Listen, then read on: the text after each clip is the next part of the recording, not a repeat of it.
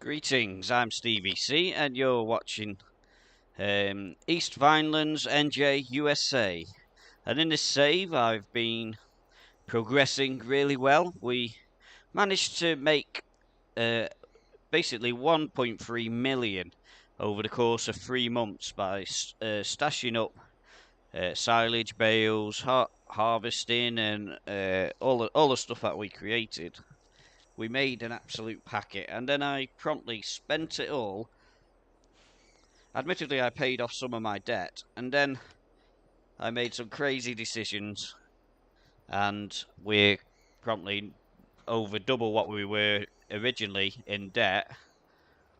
My sheep population is growing extremely fast, and I'm absolutely broke. I don't think I can afford to sleep yet, although I've just completed a few contracts, so I will be able to cash them in. That should be okay. But I've made a few financial decisions for the remainder of this year, and hopefully it won't be necessary for next year. But if it does, then next year too.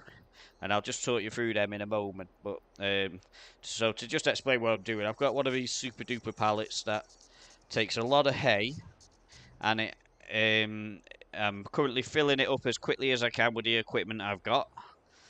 And I'm going to pop that onto the sheep pen, and hopefully it'll be a very long time before I have to worry about them getting hungry again, because they're not very happy with me at the moment. I have given them a little bit of food just to start the ball rolling, but now I'm just trying to make sure that they've got loads. Hi Pickaxe, it's great to see you on there, mate. I really hope you are well and going on. I think I saw that you popped a video out earlier today, was it? I think. I did go to have a look at it, but at the time I wasn't in a position when I could watch it, so it'll give me something to look at later anyway. So, but I think I did pop a like on it anyway. So, or it might have even been a stream actually. I can't remember what I saw from you. But I hope you're well anyway. It's really great to see you on here. I've got plenty of hay. I've not got to worry about them starving, except for the fact that I need to remember to feed them in the morning. So I'll just drop this one in, and I think that'll probably do for now. And as soon as I've got the unction to jump into the low loader, I'll go and stick them this on the feed panel, and that'll keep them happy for ages. I may even have some hay bales left over from the contract that I've done, and if that's the case, then I'll quite happily put some of them on there as well, rather than put them into the silo, because that might make all the difference to it. So yeah. So what I thought I'd do before I start anything, I'll give people a map tour, mainly because I can't remember what the heck I showed people on my last save. I've been doing my Attingham Park save for the last few nights. So that's right, I do remember. It was testing out one of the mods, wasn't it? I do remember, and I thought, yeah, it looks interesting, and I'll watch it when I've got a little bit of time. And so, yeah, I do remember that pickaxe. And like I say, it's going to be well worth a watch. So if anybody else tunes in and sees that, then I suggest that you do go and have a watch. It'll be good. So yeah, so if we come to we'll cross the road and try not to get run over.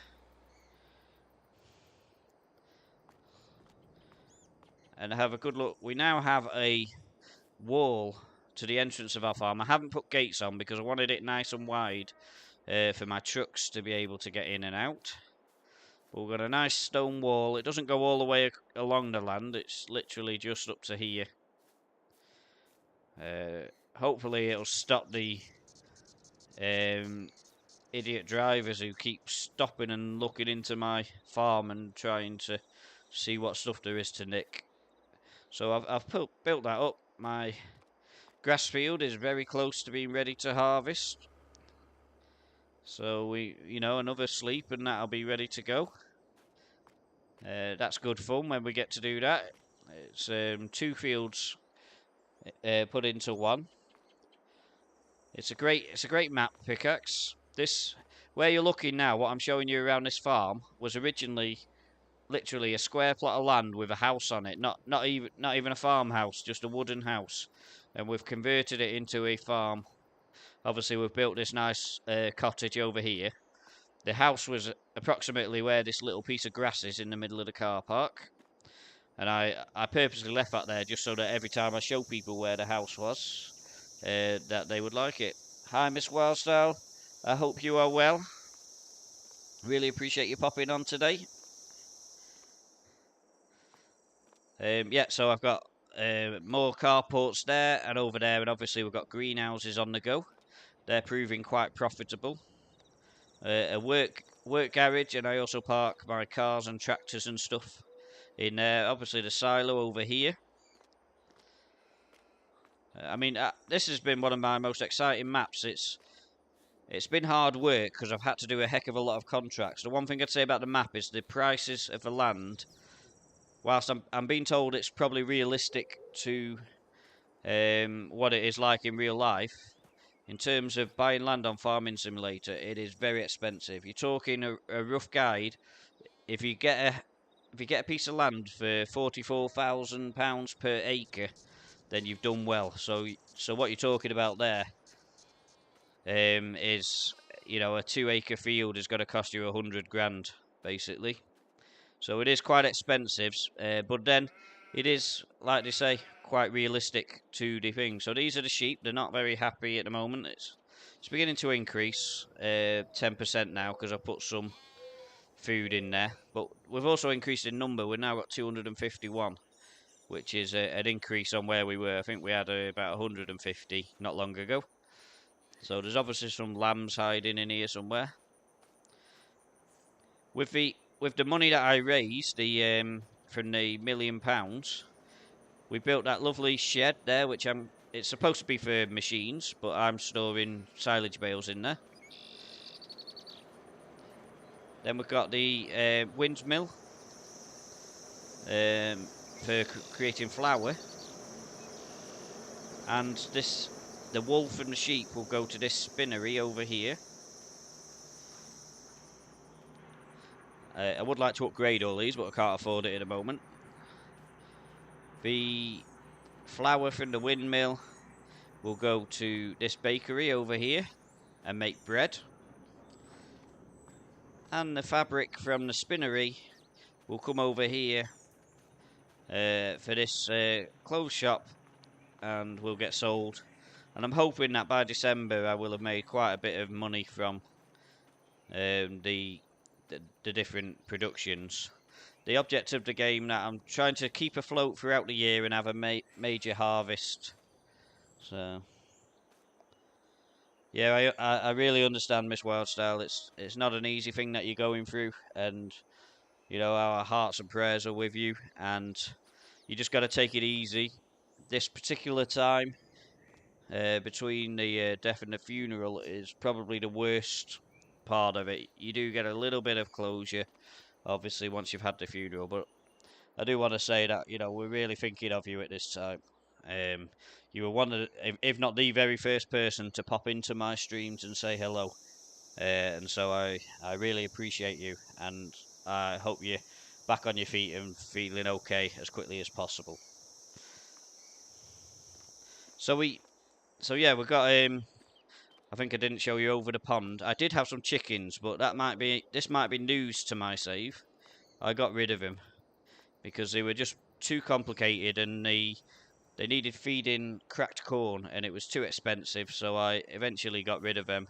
We have a beehive over there. I do intend to put another greenhouse where we had the chickens, so there is a bit of work to be done there, which we might be able to get done today. So what I think I'll do now is just nip off to show you the contracts that I'm doing, and it'll probably be a good idea to look at the map as well. So this is where the contracts have been done. But if we go to the map,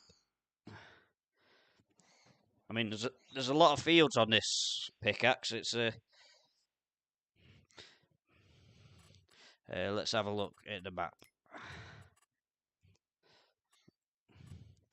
That's no problem, Miss Wildstyle. Like I say, I really appreciate you, and obviously we flip onto each other's streams when we can.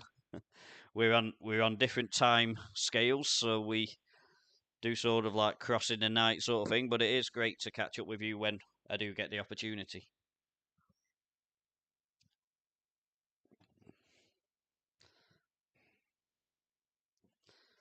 So on this map, we own quite a good portion of the bottom of the map now, but the two biggest fields, which are fields 36, fields 38, are they're my biggest fields, but they're not really owned. I lease them, and they're very expensive to lease.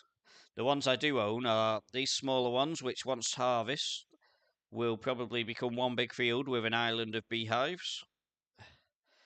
We have a couple of beehives there as well. I am going to look at purchasing some of the others as well. But potentially this could all be one massive field at some point. We own it, obviously the two fields by the farm which have become one grass field. And we do own this little section. So is it that one? So somewhere down here we own somewhere. So we come out of that field. Oh, so I think it's just around here. So there's not an actual field as such. Oh no, it is this one, 109. If I look at it. Oh, 196, yeah. So no, it's even smaller than that. So we own that portion of land there, which is just a little bit of grass. It was going cheap, so I bought it. When I say cheap, that little bit was about uh, oh, I think it was 77,000 when I bought it, which is still very expensive for such a tiny plot of land. But at the time, it was the only land I could afford, and so we've just done 3 fields. The field you can see in the distance, the field with the bales on there that we're going to collect in a second, and the field that we're currently parked on. I think that was all the fields we did. We might have done 111 as well, which is the next one along. I've lost count now, but what I'll do is I'll get into the truck and get these bales loaded on. I don't want them all to go in because if there's any left over, I'm going to put them on the loading bay for the sheep. So I think when it's in this state, I need to do that, and then I can get it auto collecting again because I don't want to do too much work.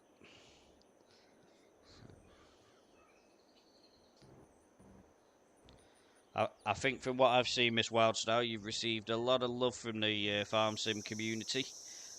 It's been really nice to see when people have rallied around and offered their condolences and stuff, and I'm sure you appreciate it greatly. I think it's been really nice, the kind things that people have been saying to you. And like I say, I've been rooting for you the whole way.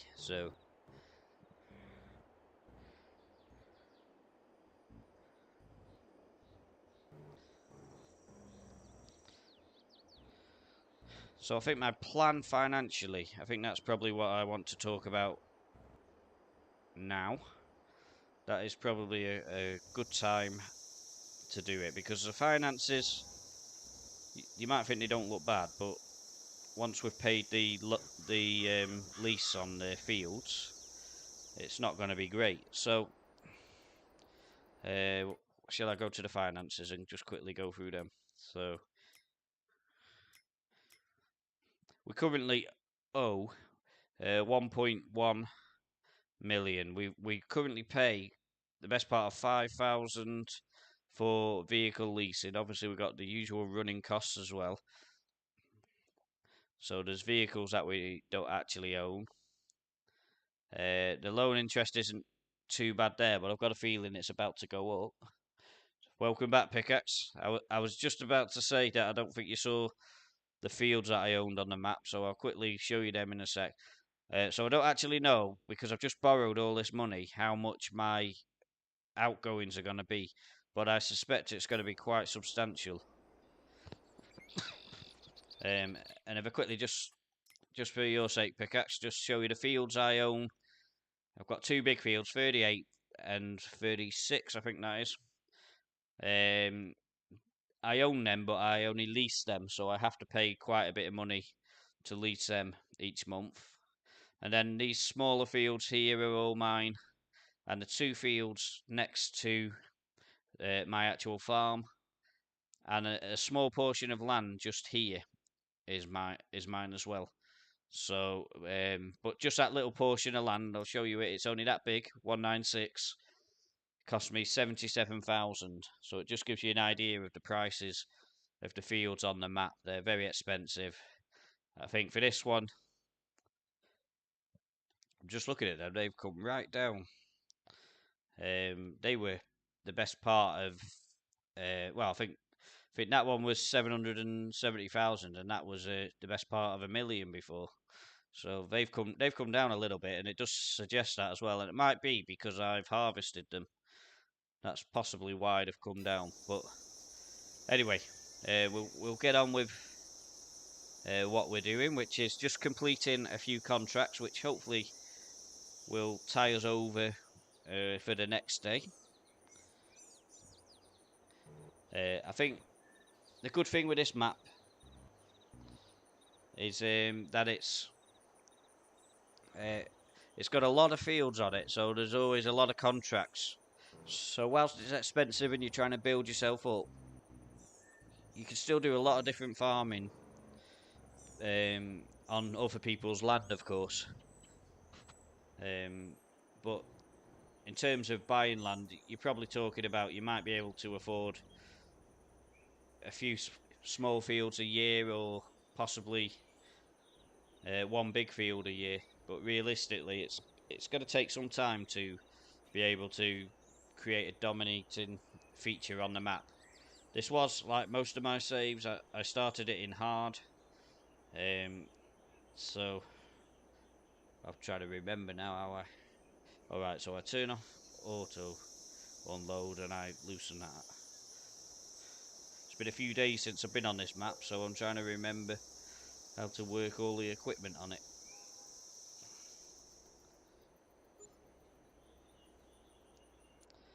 Well, it's taken a lot of hard work and a lot of hours on the game to get to this point. And when I first started, I didn't have a tractor for probably the best part of 7 months on the map. I was basically just doing contracts and using the contract tractors to do the little bits of jobs that I needed doing. The one thing I'd say is having a truck like this, the selling points are very small. So it's quite interesting getting in and out of the selling points. So while I was talking, I forgot to save the hay bales, but never mind. We've got loads of hay. We've got million litres of hay, so we'll be okay. So I can cash those contracts in now, and that will make our finances look a lot better.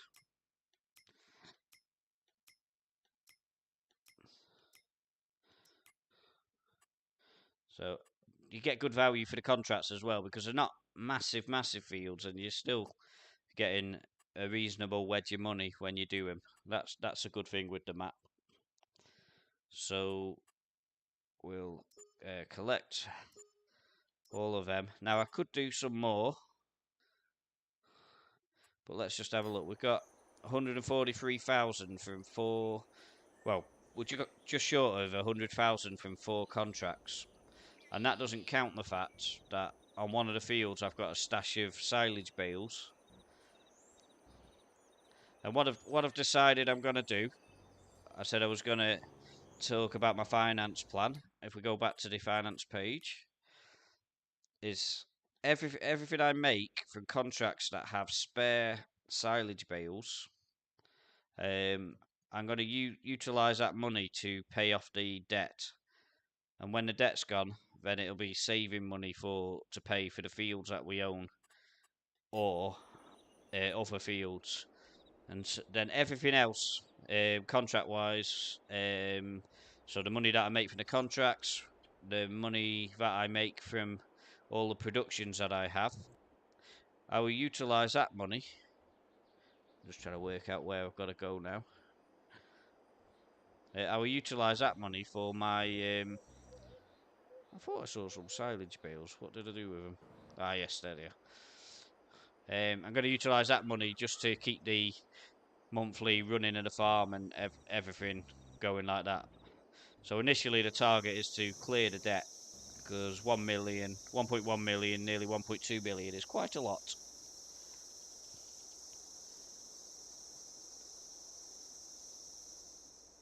You've tried to use Courseplay with hired help and take ploughing and cultivated jobs, as many as I can. Yeah, well, it's not a bad idea. To be honest, I do very little of the baling. I get Courseplay doing it, and I'm just flicking between them and collecting with my truck.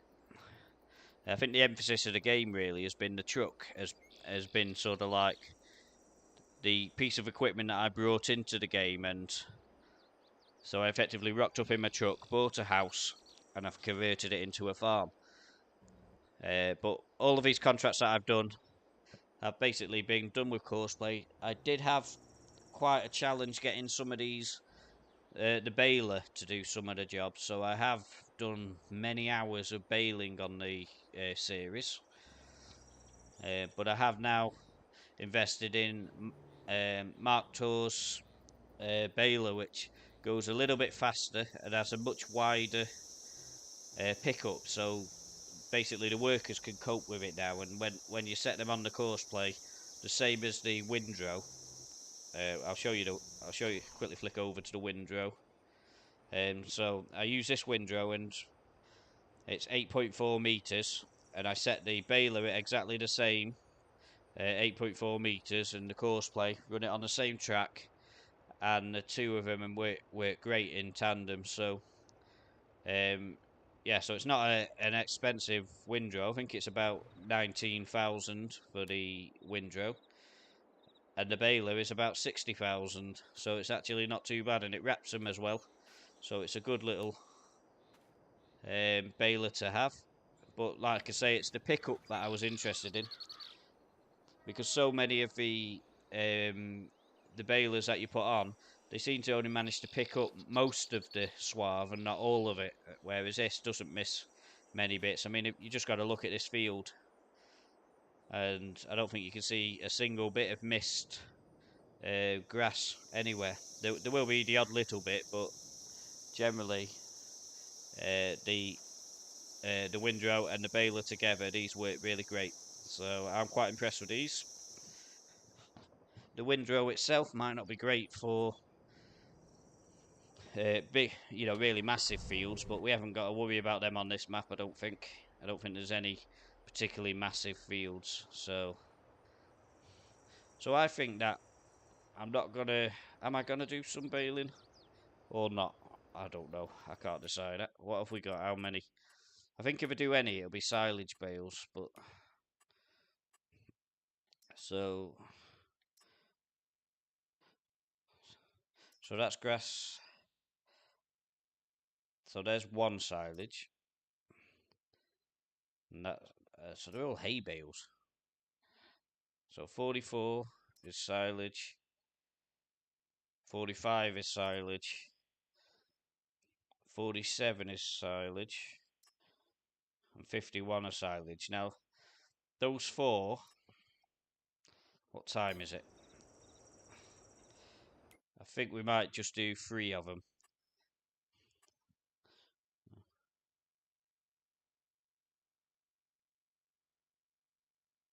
That's right. Yeah, most balers are too narrow, and that's what I like about this one, is that it's and the other thing with it is if ever you get a windrow that puts just slightly off the field, this baler can still just about pick them up, which is good, because you quite often you'd lose a half swath or something that's been put off the field with the other balers, but with this one you don't, so that's good. So I think we'll just do them 3 contracts, and that'll be the work that I do today. I hadn't planned on doing more silage, but um, it's a good opportunity to make a bit of money. 3 fields that are really close together, and what have we got? 30. So just short of 60 grand from 3 contracts. I think that will make us enough money for today. So, what do I want to do? Where's that green tractor? I'm gonna have to go and get the mower.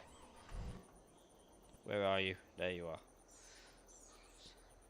So I had to bring this tractor back from active duty because the sheep were hungry, so now I can take him back to the field, pick up the mower, and he can go.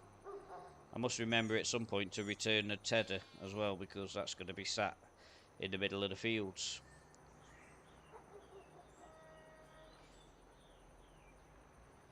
I knew as soon as I went that car would come.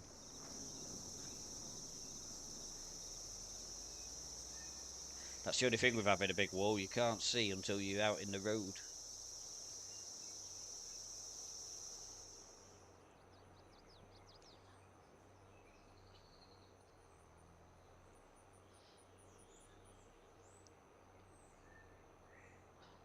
Well, it's really great to see you guys on. I really appreciate you stopping by. Interaction makes a stream go so much quicker.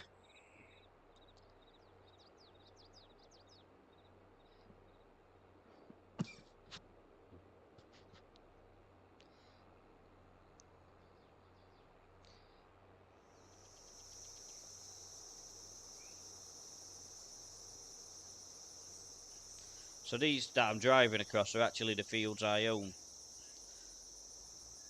So we've got a couple of different crops in them: wheat, barley, canola. The canola I planted. We've got, I think, wheat in the far field over there as well, if I remember correctly.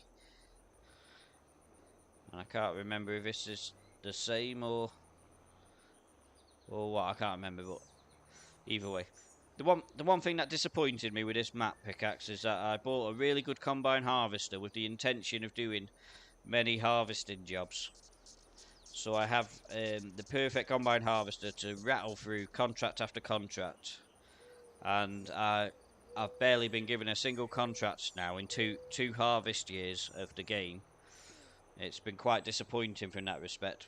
That was the main thing I wanted to set the game up for, was to have a truck with a big collector, a good combine harvester, and be able to do lots of contracts in harvesting. But it seems to be the one contract that they never really seem to offer out. And I've even got the mod called Lazy Farmers, and it doesn't seem to help because they're just not giving me the contracts at all, which is a bit of a shame.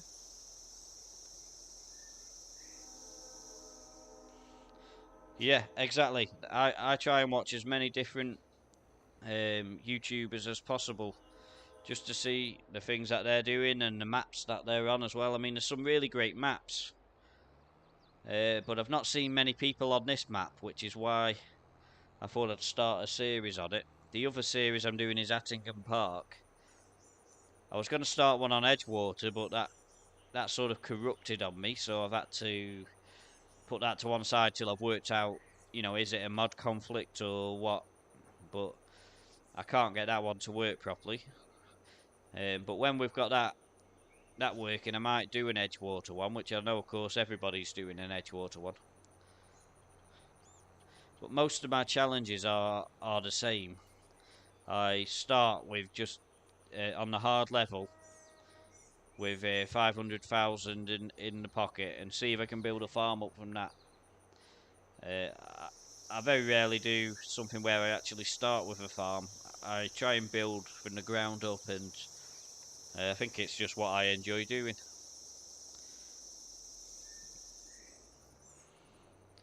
Right, so this is 44, so we'll start on this field.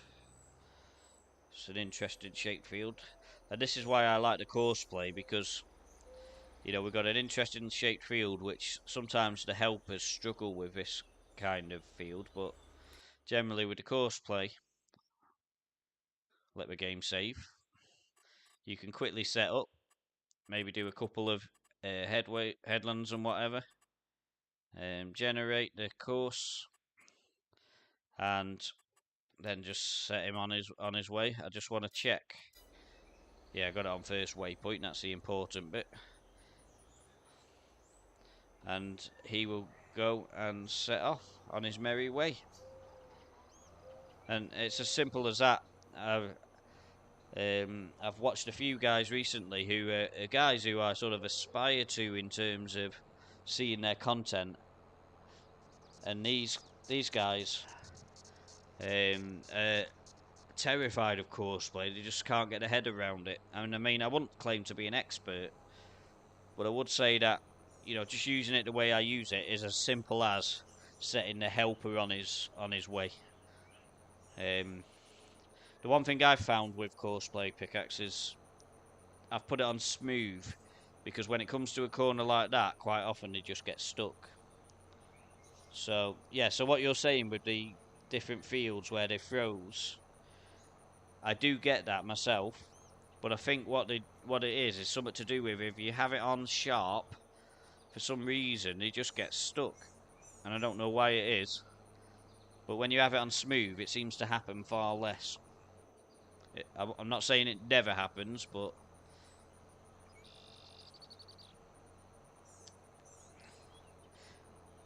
the only thing I think the game's lacking is when they do snag against something, they don't find a way out of it. They don't reverse back. I would say the biggest problem I've had with it, and there may be a solution that you know, I don't know it though, is when a baler is coming down. Say it comes to the end of its row like the tractor is now. It'll drop the bale, go forward, then try to reverse back to where it's dropped the bale, and then just stop because the bale's in the way.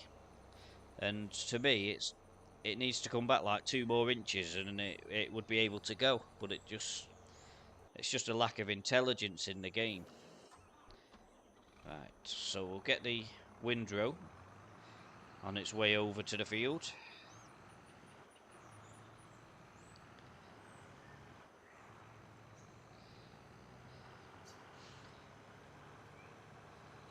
And I think the driver intelligence, if you send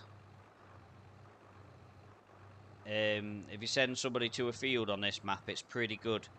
9 times out of 10 they get there. The one implement that sometimes struggles is this windrow. Very occasionally gets snagged against a lamppost or something, but otherwise it's quite a nice flat open map, so it does tend to get to where you send it.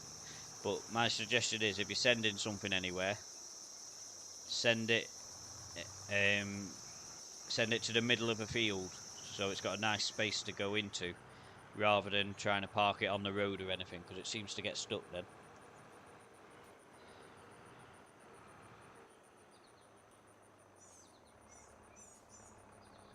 Oh right, so that sounds like an error within the system. I see what you're saying now. So no, I think the issue I've had with them is that they get to a corner and then don't seem to know how to turn on the corner and get themselves back going, and they just sit there. So what you're saying really is a glitch in the either the course play or the game. Do you find that's on a specific map, or uh, or just in general when you use course play? I don't know how to put it, but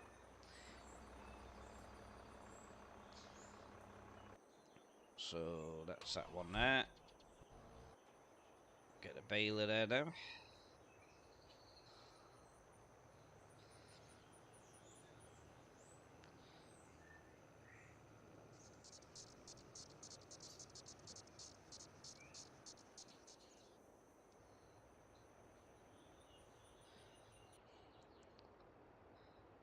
I'm trying to think when I've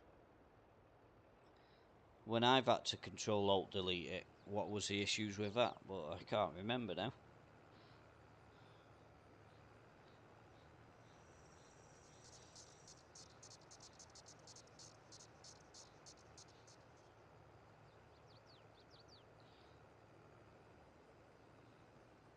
So when you say it gets stuck, does that mean the whole game froze, or you just couldn't move that machinery?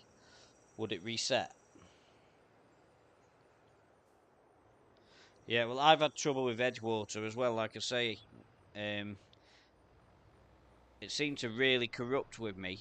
So what I found was I played the game. I bought some fields, and then I did it all on live stream actually. And then after the live stream, I came off the game. When I went back onto the game again, the everything in the escape menu on the PC. Sorry, not the. Well, if I went to the shop, everything was empty. It was gone. If I went to escape, you couldn't look at the weather. You couldn't look at the calendar, the prices. It said that there was nothing there. It was like it had lost all the internal information to it. So I reset it, started a brand new game with no mods or anything in it because I thought, I wonder if it's a mod conflict. And it was still the same, and there were no mods added to it, so I don't know what the problem was with that. But it's the only map I've ever had any trouble like that with.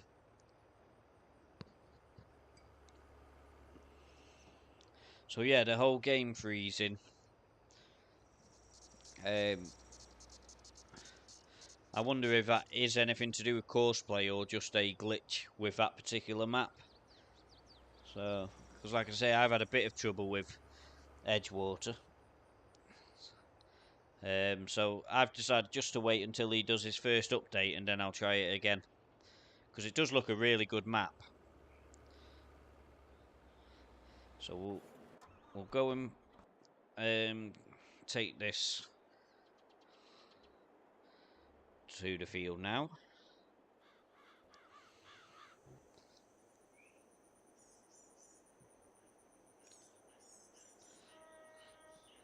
Oh yes, I have had that occasionally, but I've also had it on the saving as well. When you try to save a game, sometimes I once did a on this particular map that I'm on now. I did a 3-hour save. It was when I made the £1,000,000. I'd done 3 hours on the stream and finally got to £1,000,000. I then bought all the production areas and set it all up, did all the landscaping, 3 hours doing it all. And then when I hit save, it wouldn't save. It just had the game is saving, do not switch your computer off, and wouldn't get past that point. I ended up having to do the whole 3 hours again.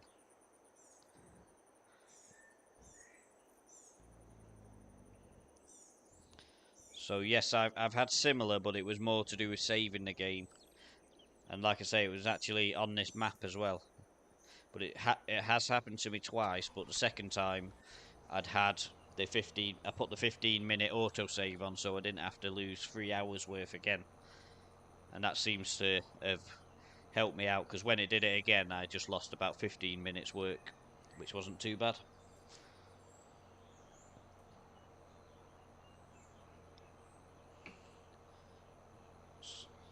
So of course we can hide the stuff to do with the courseplay. You don't have to have that on. But I think the courseplay is definitely better than the helper one because you can get the headlands done in, and once you've got the headlands in there, they don't seem to struggle as much. Of course, the other way is to put the headlands in yourself and then release the worker to go and do the rest, which is another way of doing it. So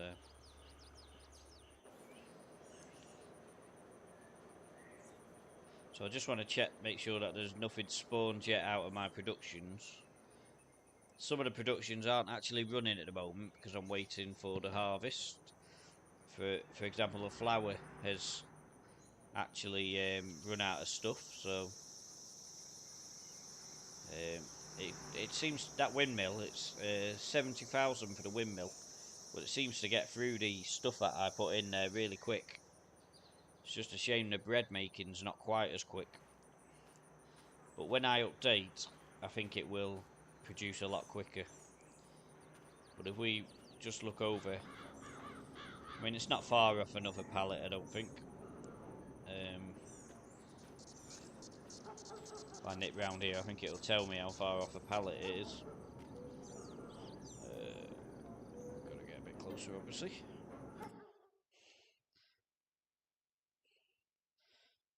Oh yeah, so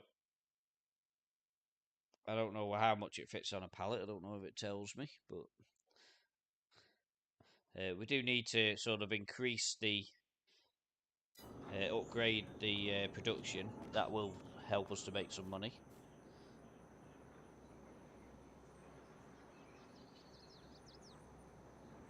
Yeah, that's a good idea. I've got it on autosave, which is a bit annoying, especially when you're streaming. But after losing 3 hours like that, it was. And when it's something that you need it to be roughly the same anyway, um, you've got to you've got to try and keep it working for the consistency of the save that you do in the series that you're doing or whatever. So yeah, it is very frustrating when something goes wrong like that. So this is where my honey spawns. I think I've got 5 beehives now over the course of the farm. And I did sort of like just move some across to here, just so that we could fit more on. But yeah, I'll get myself back over there now. See how we're going. We can probably set the windrow off now. I try not to have too much going on the field at one go, but we'll see if we can get away with this. So we'll do a couple of headlands again so that it's not conflicting with the mower. We'll start on the headlands and generate the course. And now it's just a case of making sure that there's no collisions. I'll try and start the job quickly. Hopefully he'll get through before the mower comes.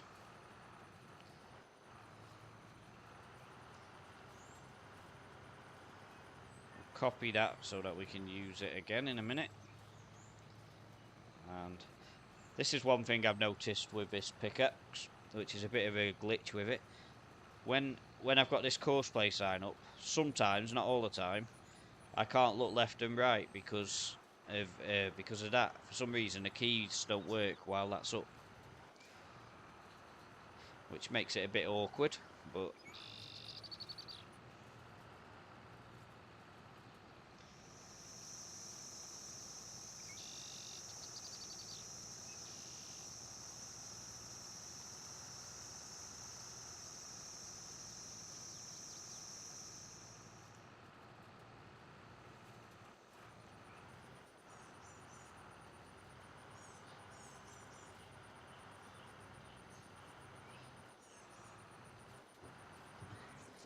yeah, it looks quite interesting. I've not taken on the grapes and stuff myself yet, but I am sort of branching out a little bit. I was thinking, even though I don't like the harvesting of it, I might see if I can develop a potato farm on one particular map. I haven't decided which map yet, but it'll need to be one with fairly big fields. Yeah, so I'm glad I'm not the only one then that struggles with that, but it's a minor thing because realistically you want that menu not on your screen anyway, if you can help it, because it's a bit of a distraction. But sometimes I forget about it, just concentrating on the job in hand sort of thing. So this is the only thing with smooth corners, is you get these little bits missed, whereas sharp corners you don't. But like I say, what I was finding was I was having to manually turn the mower around because it wouldn't. Yeah, the grapes look interesting, but they're very expensive as well, aren't they? So, and olives as well is another one that I was considering. So now that mower is done, we'll move the mower to the next field, which is 45. This is a nice square field, so we shouldn't have any trouble with this field.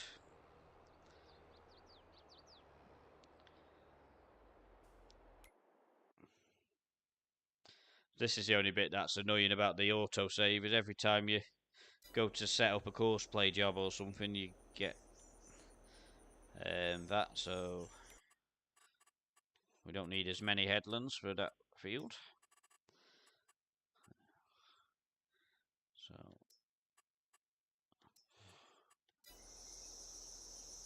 So that's him on his way.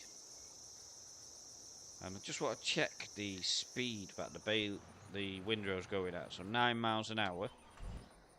So if we get the baler following the same course now, so forget what you know, we'll load that course. First waypoint, off you go. And then what we need to do is slow him down so he's not going faster than the windrow. So slowing down a touch more. So there we go. I think he'll be quite happy at that speed anyway.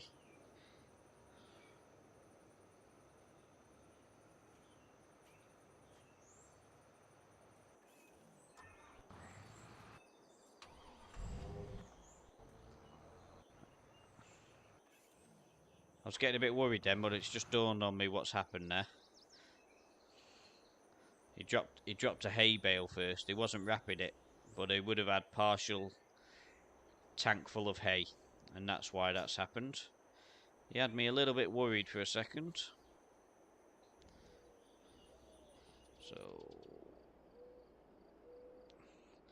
if we chuck him on there, and then I just need to get this out of the way a minute. We'll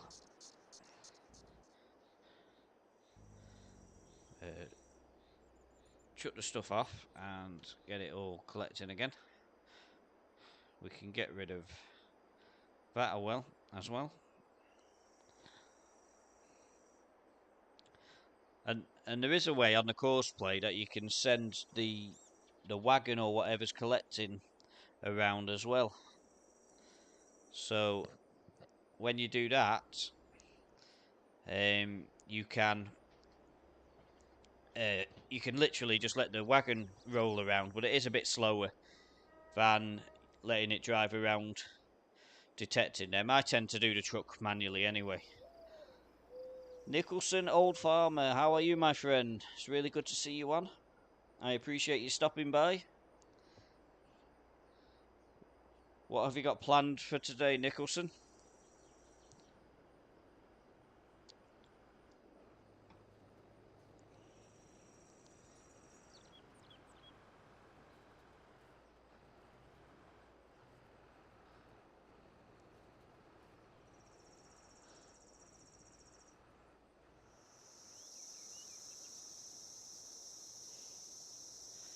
Yeah, I'm not surprised that you've cheated money on the Orchards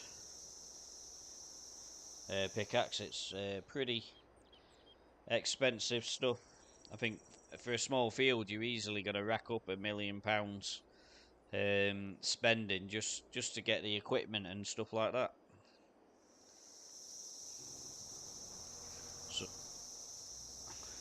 So while I've got lots of machines running around this field, I do need to keep on top of mopping up these bales.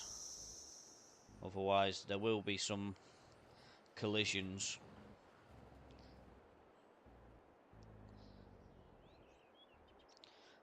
I'm glad you're doing good today, Nicholson. Like I say, I appreciate you stopping by, my friend. I presume you haven't been on today. I've not seen any notifications for you streaming. If I did, I missed it, and I apologise.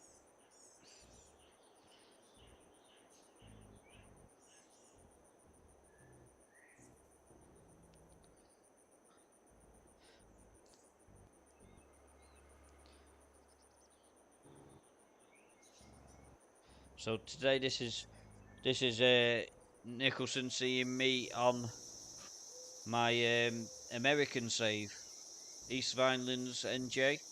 Here we've got a collision we're going to have to do some sorting out now. I might as well go and put the truck in the way as well. So, easy way to solve this problem. I think I'm in the right track today. Oh, I've got to get control of him again, haven't I?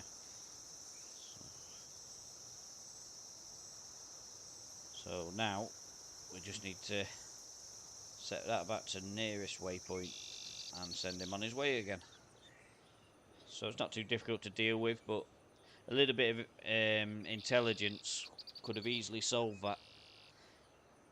If the game had a way in which you could set the vehicles to reverse if we have a collision in front of them, then that could have solved that problem. Admittedly, I had to move a bale, but just the one little frustration I have with course play. I don't know why I've got that back on. I'll switch that off. Makes it look a little bit more realistic. If I can get rid of that now. And get back to the lorry.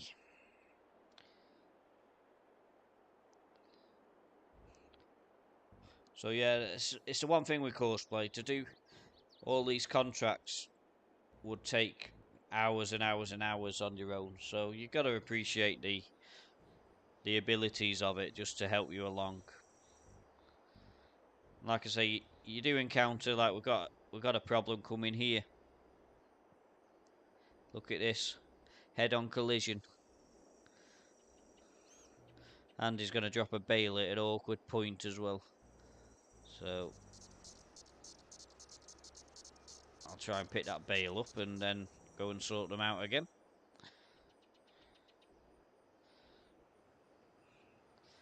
So I think what we might do is just pull the baler out of the way until that windrower's got himself sorted on what he's doing.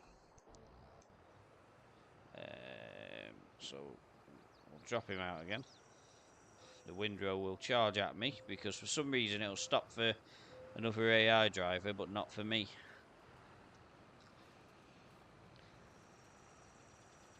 So I'll just let him rest for a minute while we let the windrow get on top of what he's doing.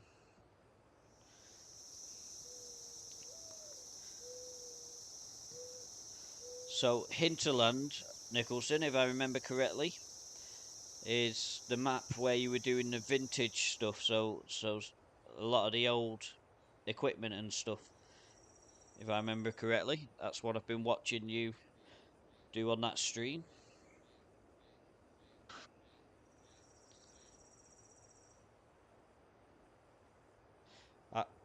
I've never tried GPS.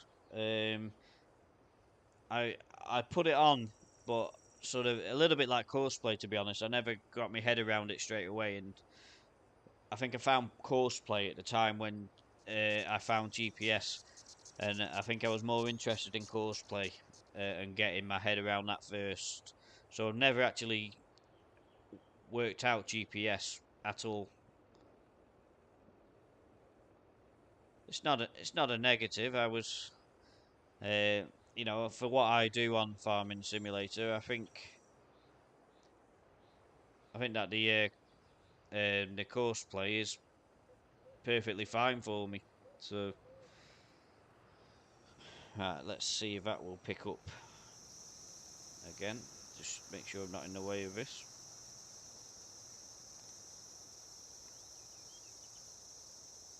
So what I'm actually going to do is slow him down a little bit more as well, because now they should be running on the same path. So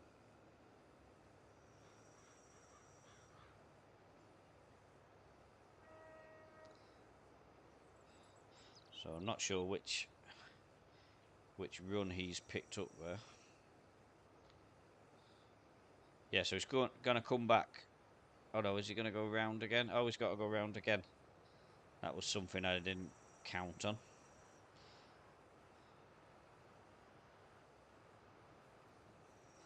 So yeah, he's going, that's fine.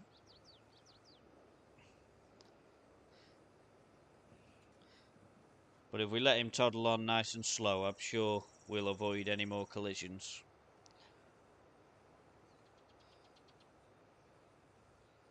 So now I need to get back to the truck.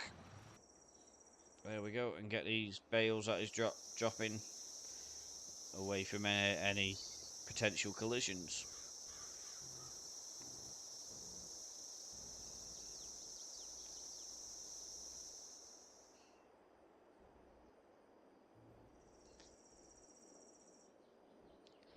Like I say, I think the main thing that the game is lacking is just that little bit of extra intelligence on the side of the AI. So the bits that annoy me about the game are nearly all linked to the AI. It's like you've got this car that's stopping in the middle of the road here, but when you're waiting to turn on a road, the car will drive all the way up till it blocks a junction you're waiting to turn into, and then it'll just stop. And that winds me up a little bit, because then you have to either reverse or go round the block or something, just because for some reason the game's or the AI car is thinking it's going to crash, and yet it was willing to drive all the way up to you. And then other times when you're pulling out of a junction, it'll just drive straight into you as though you're not there.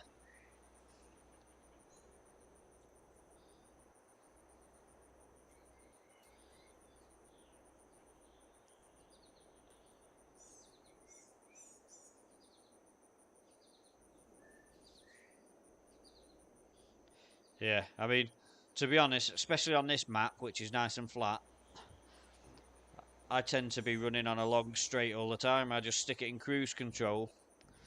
This lorry does 90 miles an hour and it flies across the map. It's probably not very realistic. Obviously, I'm driving across fields that you shouldn't really do, but you know, you play the game how you enjoy it. And we've had some pretty exciting accidents as we try to cross the roads at 90 mile an hour. At some point, I may clip some of them and put them out there because, like I said, there have been some pretty spectacular ones. Although what I've not managed to do yet is what Faber did and get a lorry stuck in a tree. That was quite impressive.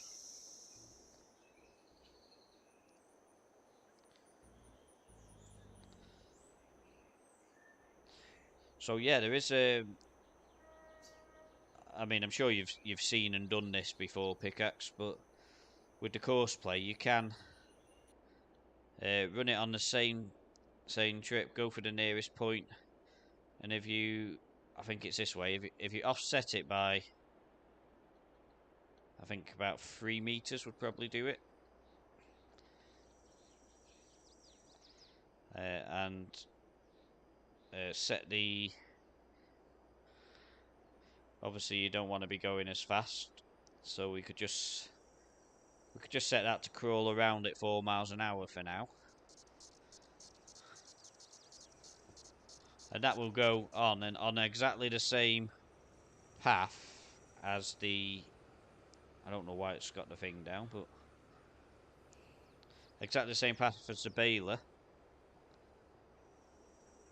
and pick up the bales, which is pretty cool if you wanted to leave it completely automated.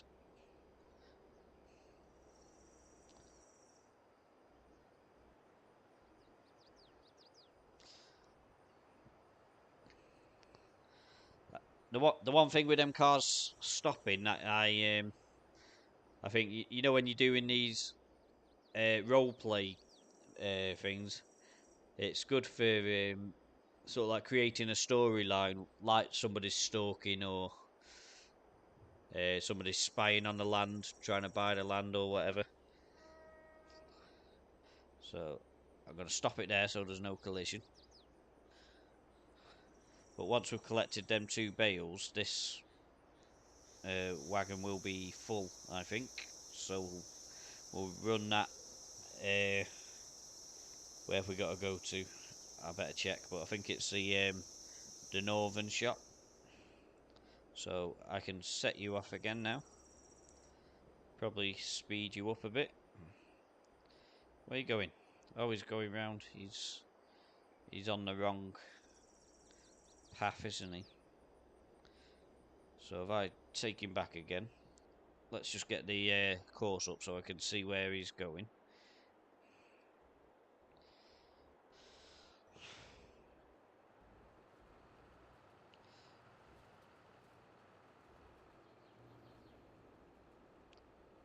Won't let me change.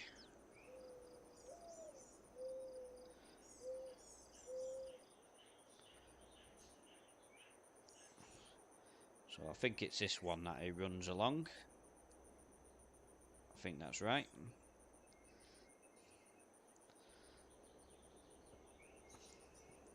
So he's actually picked up the other one as he's going along.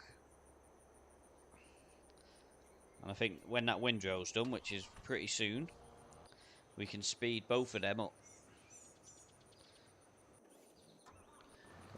Onto the windrow. I think I'll take him off now because he's actually windrowing nothing anyway. So you can go to the next field now. See if we can get across here without causing an accident.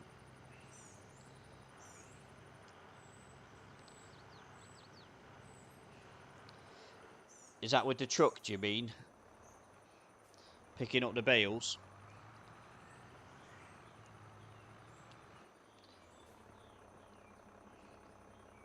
So, first word. So forget what you know.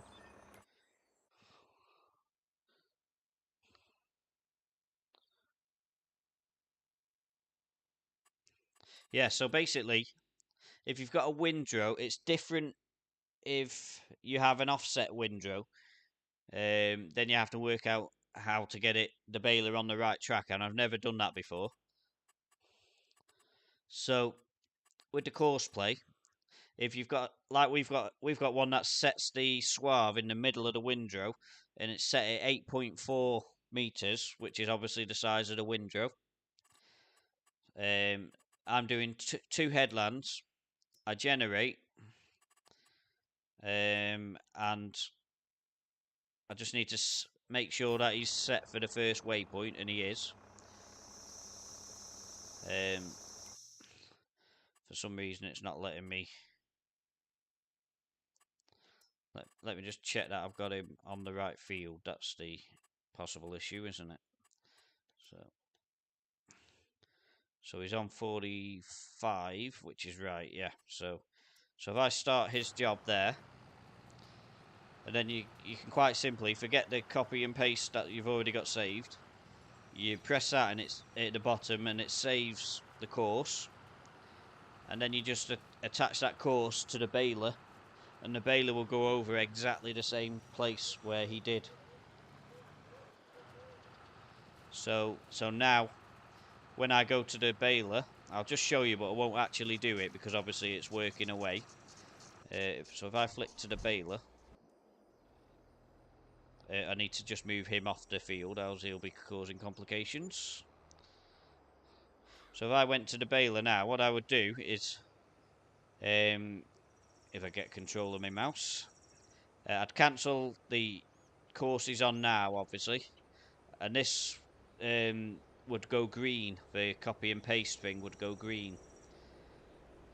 So what I would do is just click that, and it would remember the course from the windrow and set him away on his merry way, and that's that done. And then for the lorry, for the truck, this is what annoys me. You see how he's dropped that there? He's now stopping because there's a bale behind him, and that's quite annoying. So, well, he might have been stopping because of the truck. Oh, the truck's full as well, so he needs to drop his stuff. I'll show you the truck again, just so that you've got it clear in your head. But there's two ways of doing the truck, but you can't do it the other way, which is oh, I didn't want to do that. Try again. You can't do it the other way while you got the baler on because it will just crash. So one way is just to have it hunting around. So if we made it forget the course that it's on, I don't want to do it now, but it would then give you the option to let it collect bales from the field, and it'll just scoot around the field collecting the bales automatically. Or the other way is to remember exactly the same course that the baler is on, and obviously the windrow before that, but you set the offset to about 3 meters, and it drives to the opposite side of the bales. So if I just set this up so that it's running down the same line as the baler, and you'll see that it'll change its angle so that it misses the bale and picks it up. I just need to check that I've got it collected the bale. So we need your auto bale enabled, else it won't work. And we'll try that. See where it goes. No, I think I need to get it past that bale before it's going to work. That bale's just in the wrong place. And the auto bale's stopped working. Oh, why has it done that? So, left shift and I. Just when I try to prove something, it's playing up. So we'll pick that one bale up. We'll get it onto its so its nearest waypoint again. Set it on its way. And because it's offset for 3 meters, it should drive around.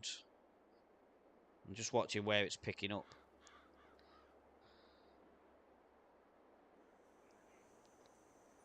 So I think it's running along this line. I'm not sure, but we'll leave it for now. We can speed it up a bit. It's obviously close enough to pick up the bales anyway. We'll get back to the baler and get the baler picking up its speed as well.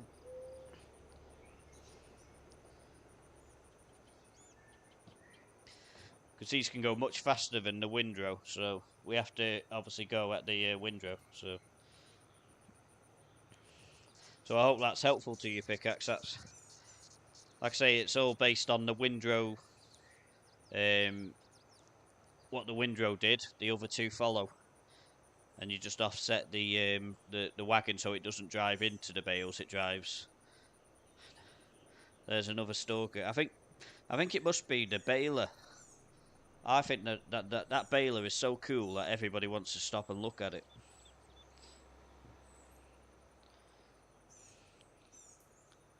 Yeah, it doesn't always work. I think we can see at the bottom the truck's got stuck, but I don't know what it's got stuck on. So I don't know why it's done that. I think it might be struggling with the turns maybe. But like I say, to be honest, I don't usually use that, if I'm honest. I tend to pick the bales up myself when the job's done. But that was just an example of what you can do. And definitely if you've got a smaller trailer than what we've got, you know, a tractor with a trailer, it will handle them turns a lot better.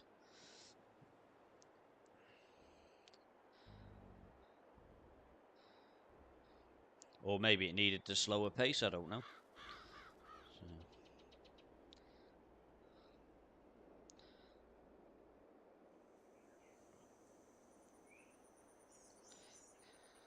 Yes, I was just looking at that then to see if I could pop them back up. I think what it is when you put it onto the worker lowers the ramps. So if I was running it around, I'd run it around with the ramps up. But so if I bring down the menu and just see what I've got to press, it's not telling me there for some reason.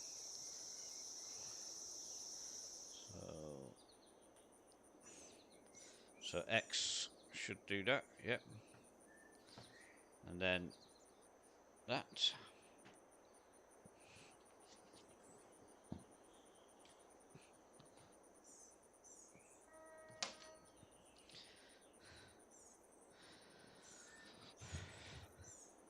So now if I was to set the worker going down this one, I think I need to pick that bale up just to get him out of the way.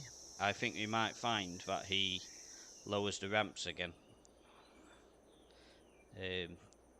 Go on, give me my mouse.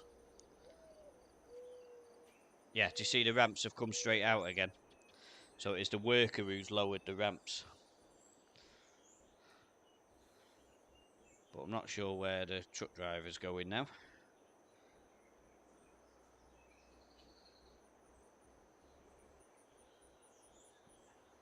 He's doing a pretty circle for some reason.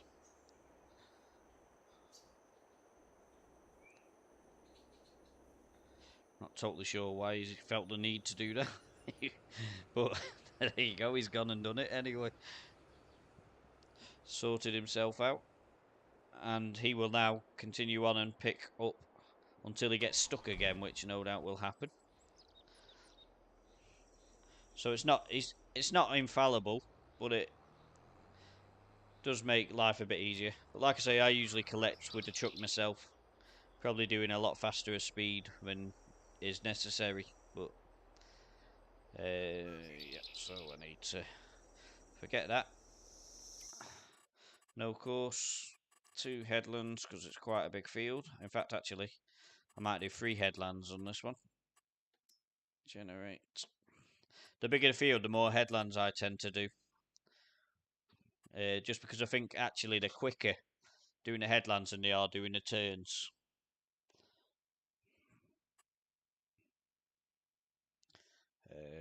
Yeah, I think you're right. I think the ramp's been down. It's probably catching in the ground and stopping it from going or something. So we can set that one away on his job. The windrow, how's the windrow doing? Yep, he's doing okay. Yeah, it's not coping with the turn-ins, is he? So the baler has finished. So what I think I'll do, I'll collect the field actually, and then we'll move the baler just to give the windrow a chance to get well clear. So just need to see where we are with that. For some reason I have to chuck them off and then put the auto load back on whenever I take over from the worker. Put the ramps up. Of course, doing it yourself, you can actually run it between the bales like this and pick 2 up. You know, we've just done 2 rows effectively, very quickly there. So realistically, it's probably more time consuming to do the course play with this lorry than it is to, you know, collect it all yourself. Oop, did not do that one very well. Should have set my offset. So that's that field complete. And we did that in pretty good time, really. And obviously, while we've been doing that, the other fields have been working away. But yeah, I've done all of the fields that needed grass baling doing one working day within the thing. So that's about 20 fields, and it brought me in just on contract fees alone about 400,000. And then on top of the 400,000, you also get the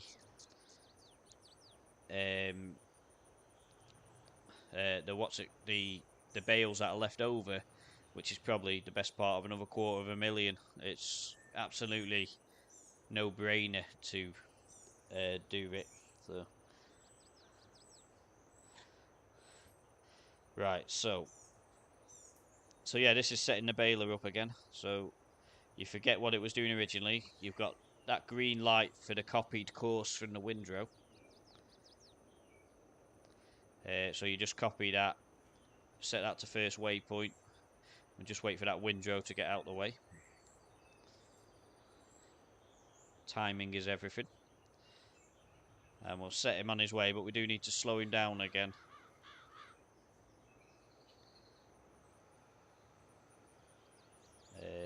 Maybe 9 miles an hour will be sufficient.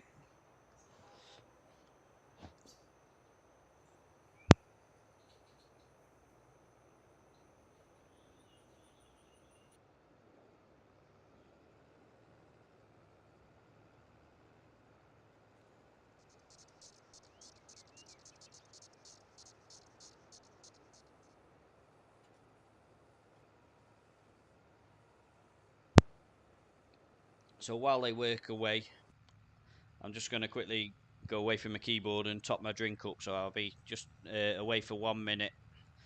I'll be back in a sec.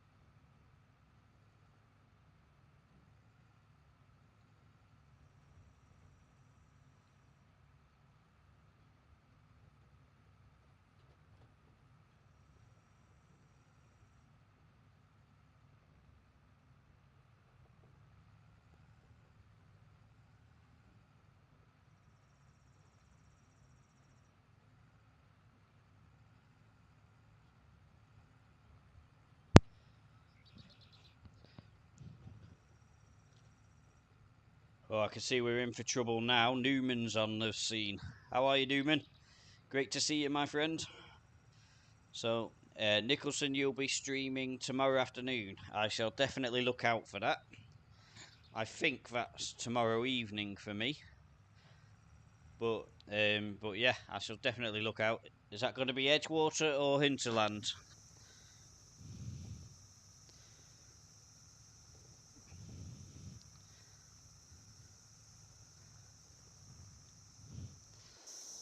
I just need to get my lorry on the go because I had a feeling there was going to be a collision because of the bales being dropped.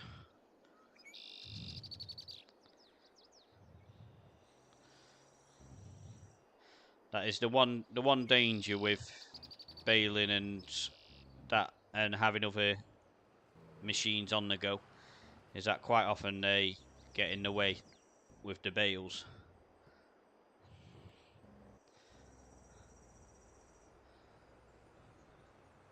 But it's good to see you on. I did my best to watch your stream yesterday. I saw you impound a couple of cars and then I think I was gone. But with the time difference, it's a bit of a challenge. Oh no! Oh no! Do you know I've not had a single accident until Newman comes on? He must get me flustered or something because he's a truck driver and knows what he's doing. I always seem to crash once he comes on. Well, either way, Nicholson, whatever map you go on, I'll look forward to I look forward to looking at whatever it is, whatever stream you put on.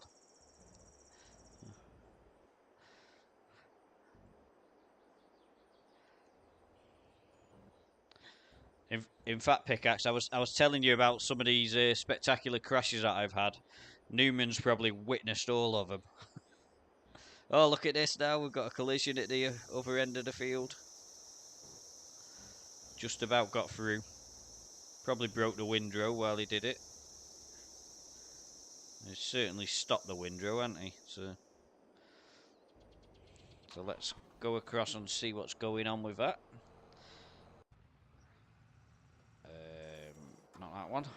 That one. So, yeah, he decided to stop. So we'll put him back on his route.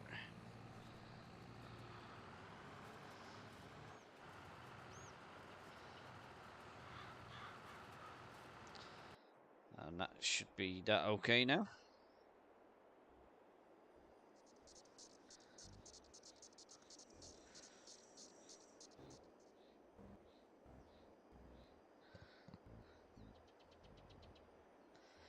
That's the one thing, actually. I've never seen Nicholson crash. He's obviously a skilled driver on these simulator games. I'm sure he has, but I've never seen it when I've been watching him. I've seen him trying to do some crazy stuff, like picking up grass on a field with a bucket loader, but I've never seen him crash anything.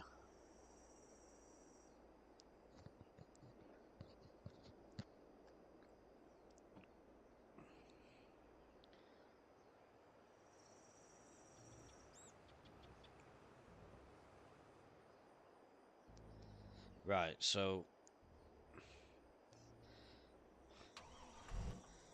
the windrow is done, but I'm not going to set him off just yet because the mower needs to get a bit further ahead of the game there. But I'll just move him off the field so that he's not causing any mither.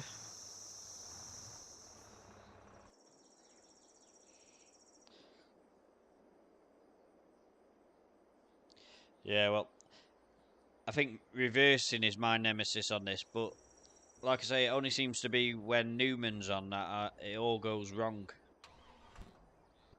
Or when I'm live would probably be closer. When I'm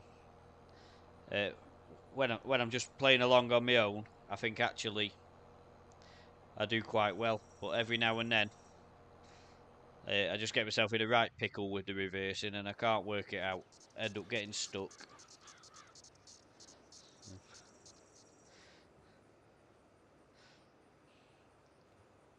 You weren't streaming when you fell asleep, though, were you?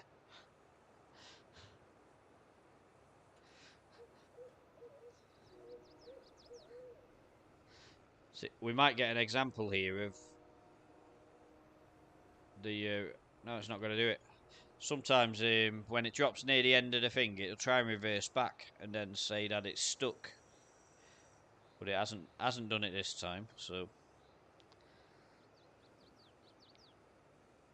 but realistically now, the baler is what we've got to keep an eye on. We can put it back up to full tilt because the windrow is off the course now.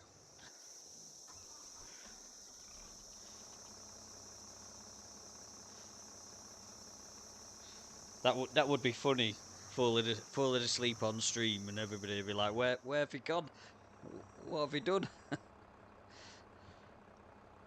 I think I'd like to see that. I bet it's happened before. I mean, I've done a few streams now because I do tend to stream for me what is really late at night. So it's 20 to midnight here, and I have been really fighting the tiredness at the end. Newman will tell you that towards the end of my stream, it sort of goes a lot more low key because I get so tired, and I'm just like, I need to get to the end of this job now because I'm struggling.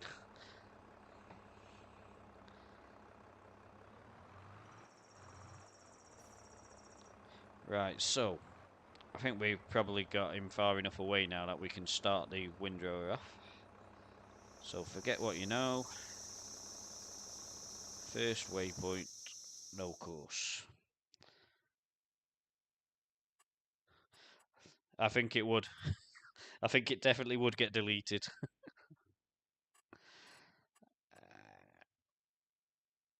So I'm just going to try one headland on this one. Purely because there's less chance of getting the baler stuck.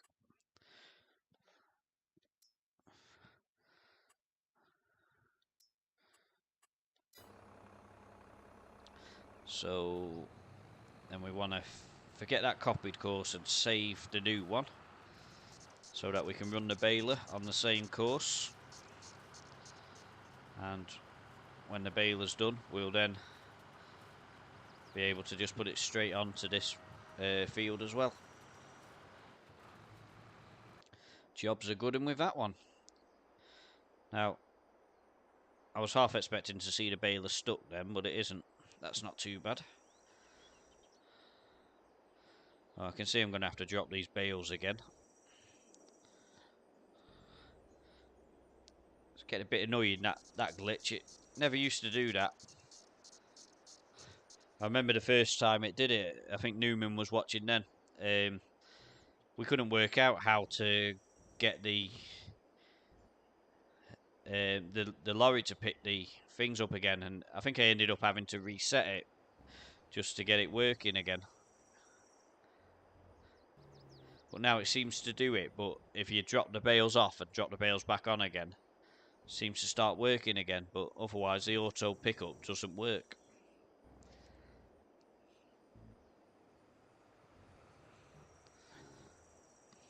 So, actually, while we're on this subject of streams getting deleted, I think it would be.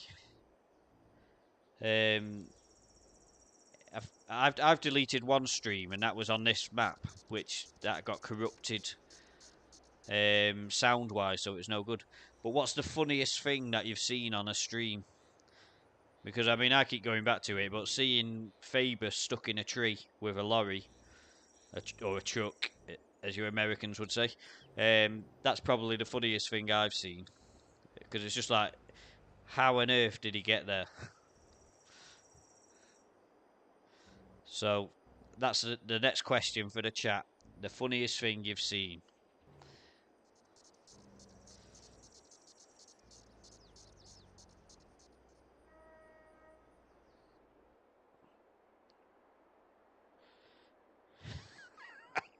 Yes, that would be funny. So, and I think in real life, as soldiers, I think you'd be a little bit annoyed when your extraction doesn't happen because the pilot being asleep. So that's a good one. That.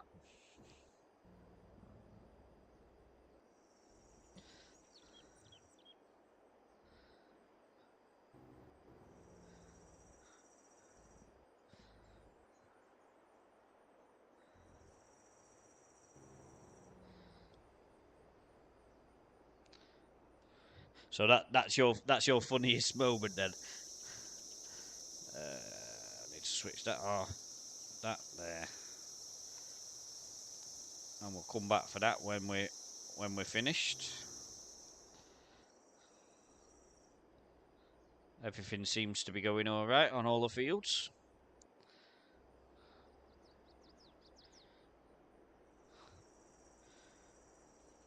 Yes, I think that would have been absolutely hilarious.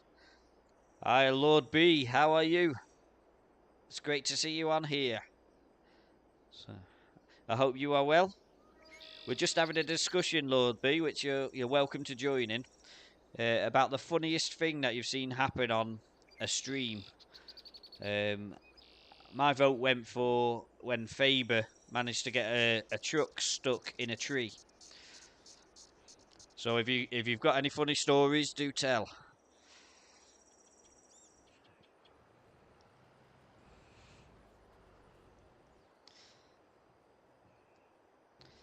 We're currently on East Vinelands NJ, and this is episode 13. We are probably just coming up to 2 years in the game. It's a very expensive map, and we've actually built a reasonable farm, and I think because we're at a stage now where we're waiting for stuff to happen with the baler and the windrow and the mower, I could very quickly just swing back to the farm and just show you what we've got. On the map, this farm was literally a house on a square bit of land with a pond in the back garden. The house was where that clump of grass is in the middle of the car park. So I knocked down the house and built the farmhouse, the garage, the silo over there, some machine sheds here for vehicles. We've got the fuel tank and some of the farm equipment that we've built up. And if I jumped on my bike, I'll just show you very quickly the sort of like production area of the farm. I did have chickens, which Newman will attest to, but I actually got rid of him this time, so that might be news to Newman. So we've got 250 sheep in the field there. It doesn't look like it, but I promise you that's what it is. We have a spinnery for the wool directly ahead of us, and a clothes shop just there for the fabric that is made from the spinnery. And we have, for when we collect grain, we've got a windmill and a bakery so that we can create bread. So that is essentially the farm. I store up my silage bales in there and hope to sell them all in January and pay off the quite substantial debt that we have. So it looks like we've got a worker finish their job, which is good news. Right, so let's look at some of these stories now. So Pickaxe had some shooter game videos on streams on his channel.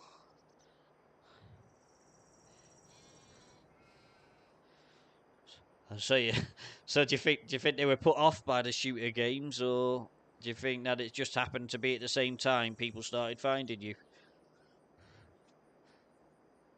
And Lord B, the funniest thing that you saw or did was tipping a fully loaded log trailer into the lake on Silver Run Forest, and it was actually unloading while I was waiting to be rescued. Yes, I can see that one.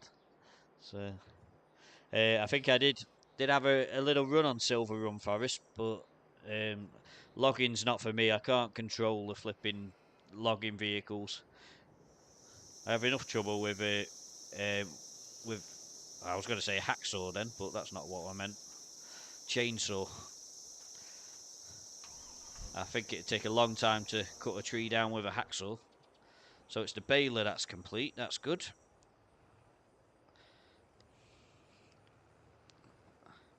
So once again, we can demonstrate the course play advantages with this.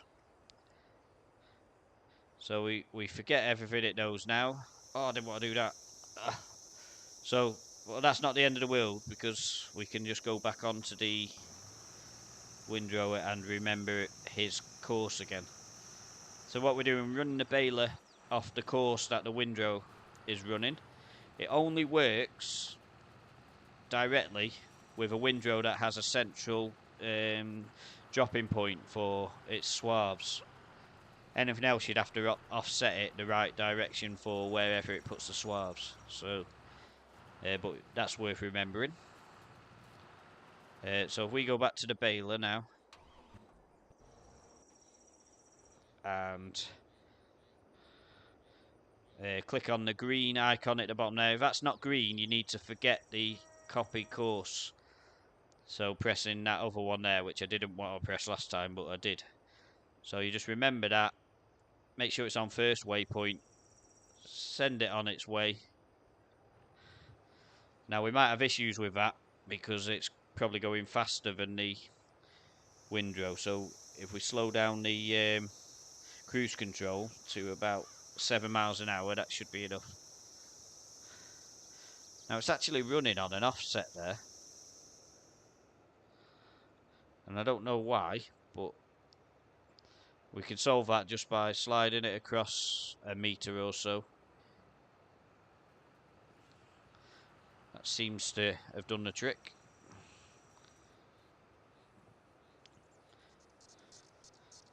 But it was picking it up anyway, so we'll just keep an eye on that in case it starts missing it further down the line. I think the windrow might have gone over the same part twice. Right, so let's get back to these. So where did we did the tipping one.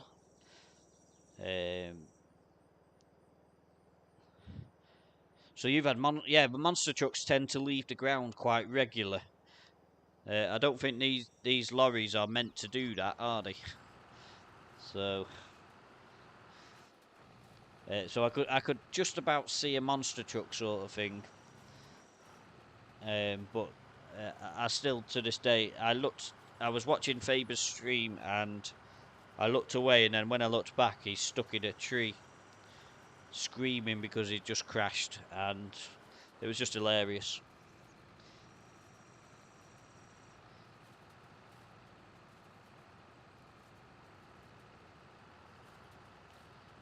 Yeah, I completely agree about the community within the farming simulator. Apart from going on to a few streams with Newman, I've not actually watched much American Truck Simulator, but yes, I completely agree that the community is fantastic. And we had Miss Wildstyle on earlier on. I don't think she's still on. I think she's probably live herself now.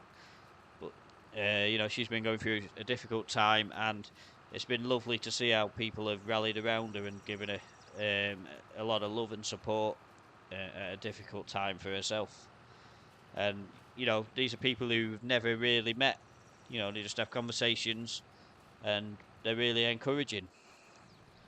And in fact, I can say I've just read Lord B's next one. That's quite funny. um, but yeah, I think I myself, you know, I've been going through a bit of a uncertain time, shall we say, at work. I've been told I'm being made redundant, and I told a couple of people about it. Newman was one of them, and they were just incredibly encouraging. And you know, it is a really nice community, and I completely agree that the community in Farming Simulator, so many different nationalities as well, and they just seem to really get on well. And as Lord B says, there's a lot less competition. Um, most people, I have had one incident myself, and I won't name the person because it's not fair. But most of them, they're happy to discuss, like I am, their own streams in the chat as they talk to each other. I did go on one guy's, and I tried to tell him that story that I told you, Pickaxe, earlier on about doing 3 hours worth of streaming and it not saving.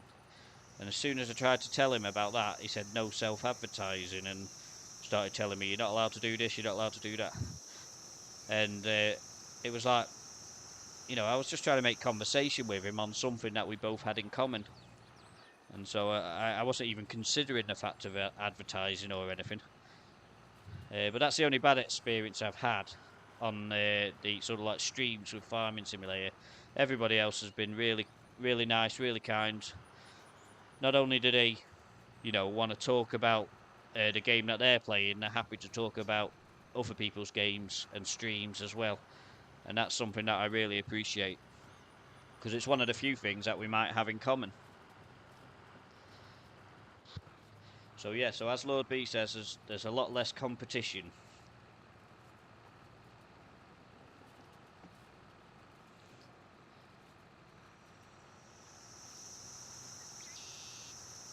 So I'd love to know what map that was, Lord B, that you had 3 people stuck in different trees.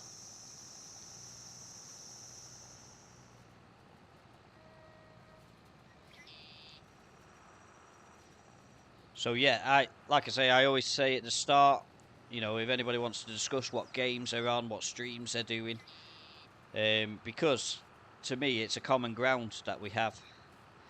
But you are right.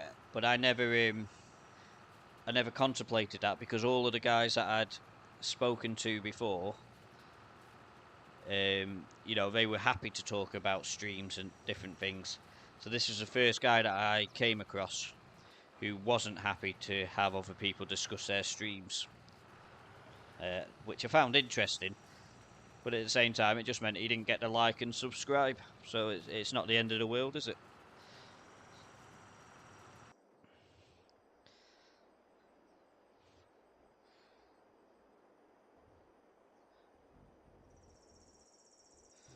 Yeah, he wasn't particularly big time, but I mean he wasn't as small as me. I'm only just starting out, but I'm also only just learning the etiquette of the chat room as well. You know, the amount of times I've not noticed that caps are my caps lock is on, so I'm printing the words and I didn't realise, and so then I can't work out why my comment hasn't gone on. And it's not because I'm being rude or anything. It's just I've not noticed that my caps lock is on.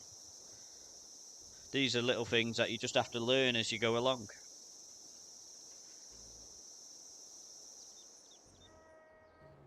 Western Wilds. Yeah, I've seen a couple lately um, playing on that map, but it's not one that I've looked at myself.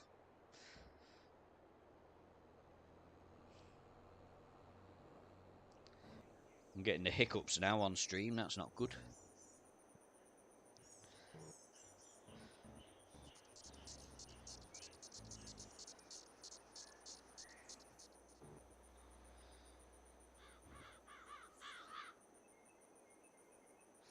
Just free up that windrow from the blockage of that bale. Oh, missed it. That's the danger with going too fast. This East Vinelands is pretty good for fast driving in a truck. Load B, you'll like this one. I've quite regularly gone across these fields at 90 miles an hour.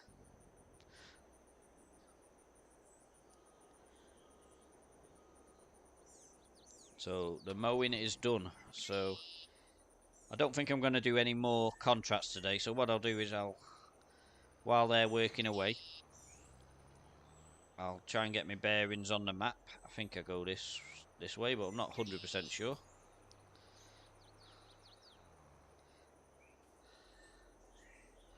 Oh, can't work it out. Let's extend it so I can see where I am. Oh yeah, if I get onto the road and turn left at that junction, so I could just cut across the field, I suppose. And then I need to follow that road down, and that takes me back to the farm.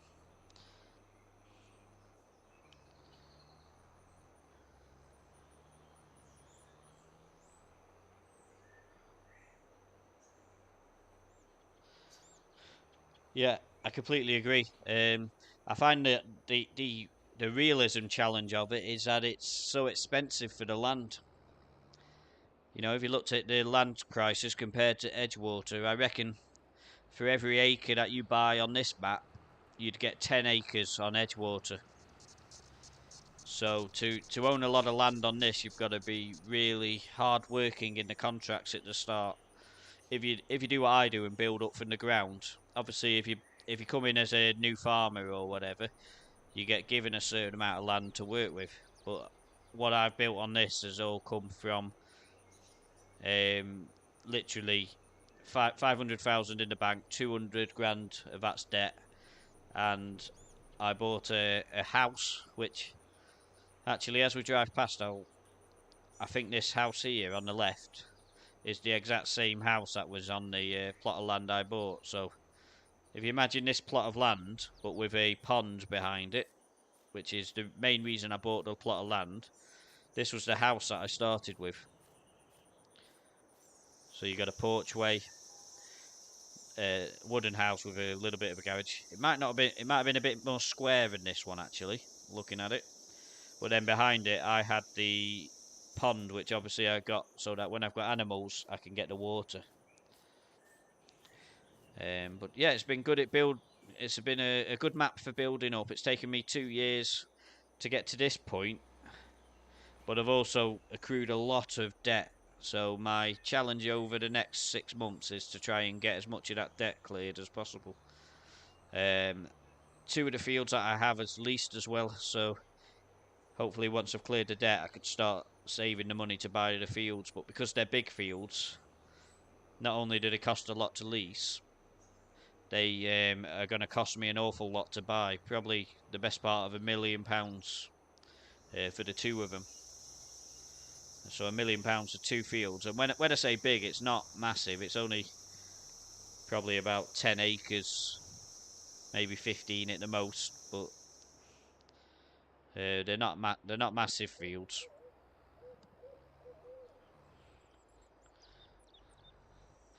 So I need to get the tedder that I left in the other field as well.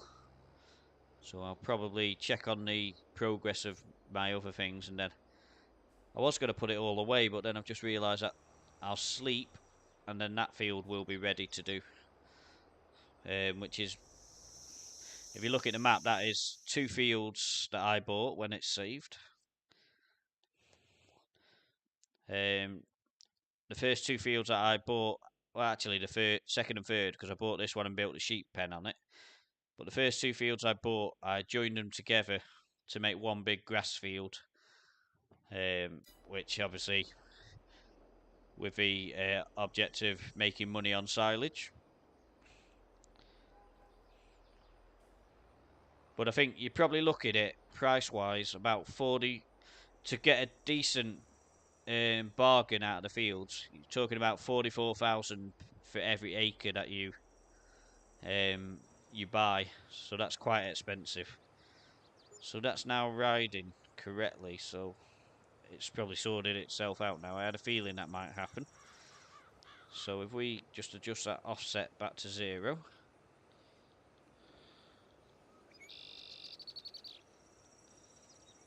I think it was just that one swath. I think it had to run over the same area twice. And that was why it wasn't running exactly straight before. I never understand this reversing back.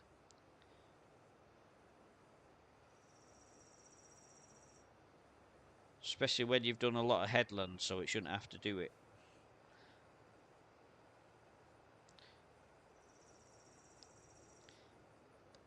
And it usually does it when it's dumped to bale so that you get stuck.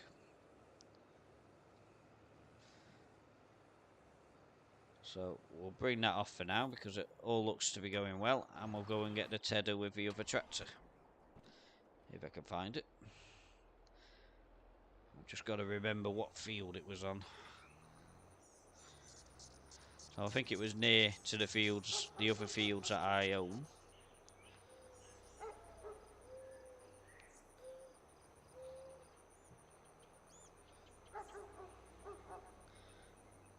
Of course, I'm doing 2 saves, one in America and one in the UK. I'm from the UK, if you haven't guessed by my accent. But yeah, the cars drive on the wrong side of the road on this map, and it confuses me.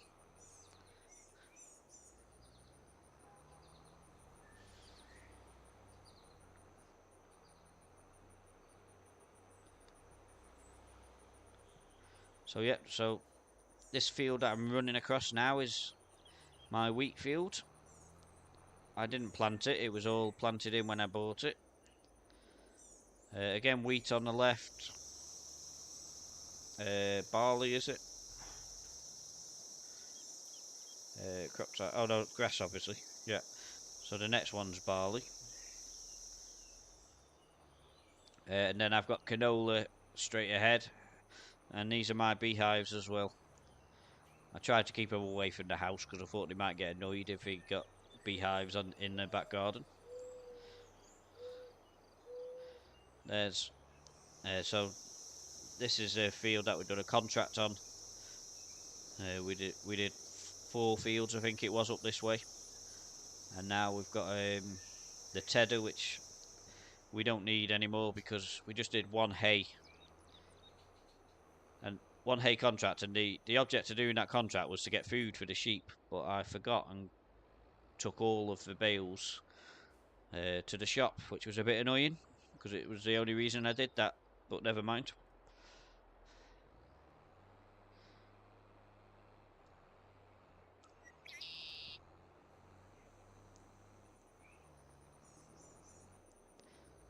It's been really great to see so many people popping on today.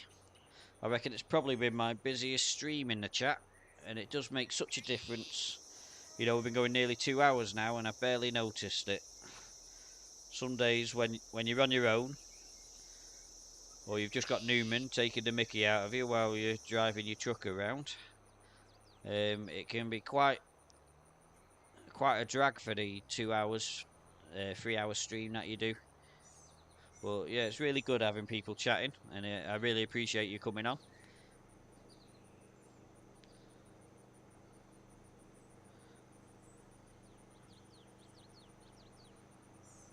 I mean, we're certainly on a record for the number of people commented in the chat on any one stream.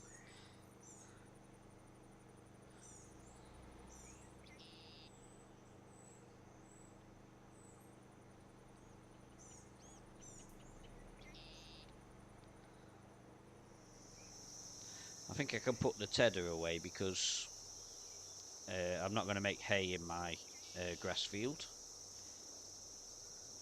Yeah, I do really appreciate it, Lord B. It's been a pleasure to have you on.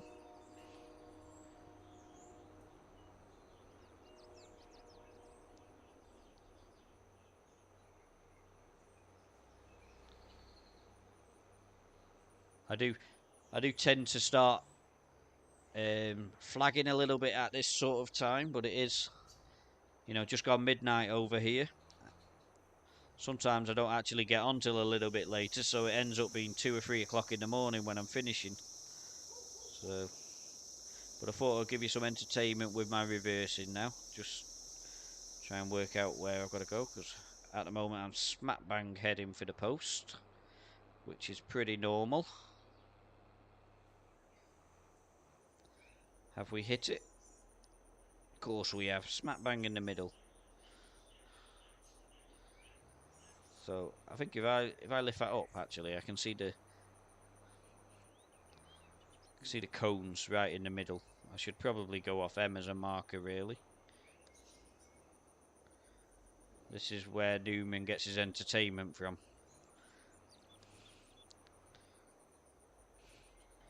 But there you go. Sorry to disappoint, Newman.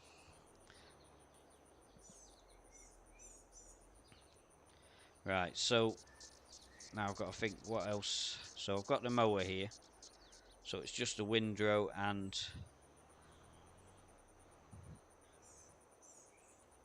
yeah, so oh, there we go. It's done the old getting stuck behind a bale. That's not gonna collect because of the glitch that it has occasionally.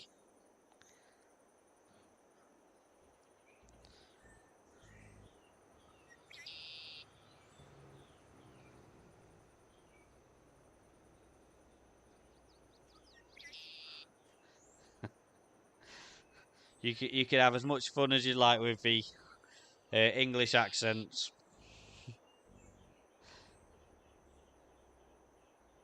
Yeah, having me on is definitely a an English turn, and we have a lot that you probably wouldn't understand, especially if you're sort of like from iFarmer Steve's neck of the woods, because they use slang words which even I don't understand all the time. So they'll say apple and pears, and they're talking about stairs, going upstairs or whatever. So yes, the English accent can be quite confusing. But then I have to say I've come across some areas where the American accent gives me plenty of entertainment anyway.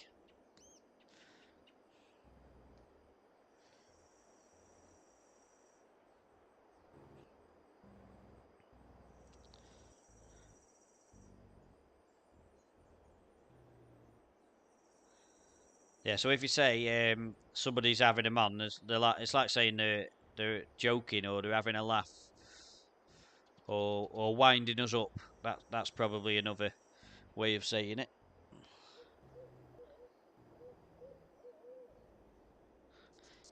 So I don't take offence to people taking the Mickey out of my accent. There's nothing I could do to change it, even if I wanted to.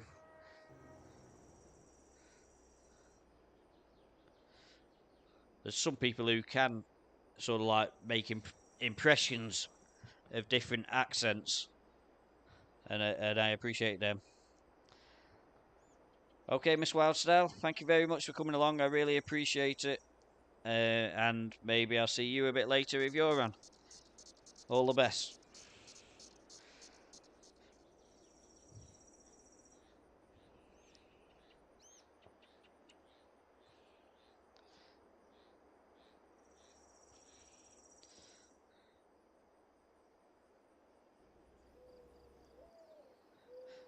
Yeah, that's probably one word you won't find me using on the stream.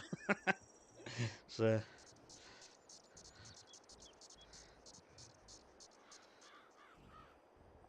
but of course, if you were Jonathan Ross, which I don't know if you guys know who that is, uh, but he's a guy who would be saying ranker when he says that because he just can't say his R's.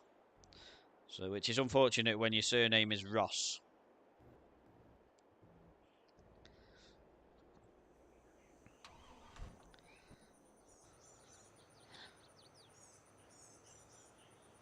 So, has that windrow reached the end yet? No, it's still going. It's actually quite a big field, this 47.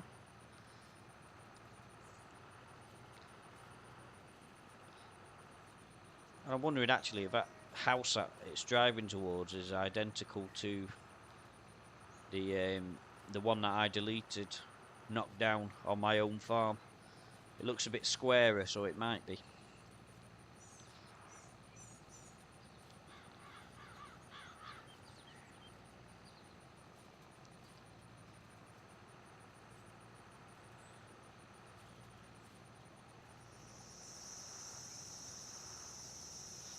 So if you were Cockney, they would say that if you say you're having a Roman bath, it's basically saying you're having a laugh.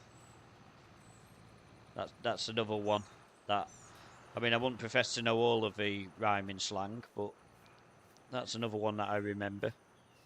But they're down south. I'm slightly more up north of the UK.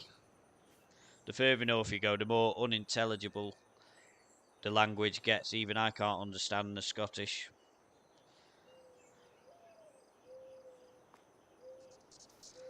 So yeah, so that is the exact house, I think, because it's got exactly the same instruments on the porchway that my house had. So I would suggest that is the same sort of house that I knocked down to build my farm.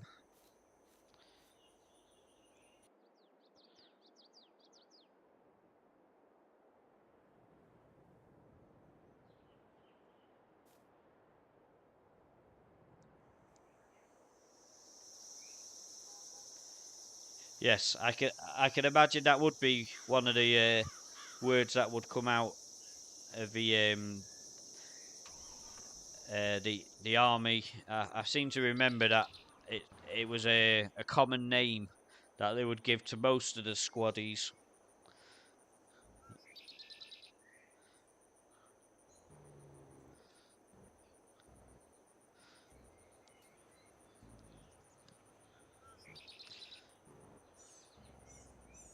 Right, so I'm going to take this load to the shop, I think, because I just want to double check that they definitely go to the north shop, which is a bit of a pain. Although I think we're a bit closer to the north shop than most of the fields. Yep, so north, north, and north. And of course, doing three fields close together with exactly the same job is obviously a much quicker way of getting through these contracts, because as soon as your mow is finished from one job, it can be moving on to the next while the windrower moves on, and just the rotating the instruments through the fields. It really does save a bit of time. Just realise I've not got it set to full speed ahead, so we're not going anywhere. Waiting for the car to appear now, because that's usually what happens when you go steaming across the road.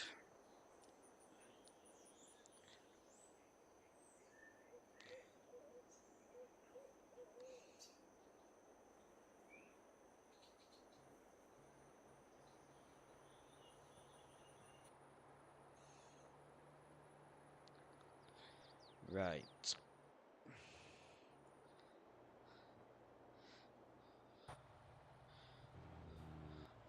This is the first time I've seen crops in that field, and this field actually. For some reason, for most of the game, these have just been mud. The farmers finally started working. Oh no! Hope you got insurance, mate. That was your fault. Couldn't you see the truck coming? It's not like it's little.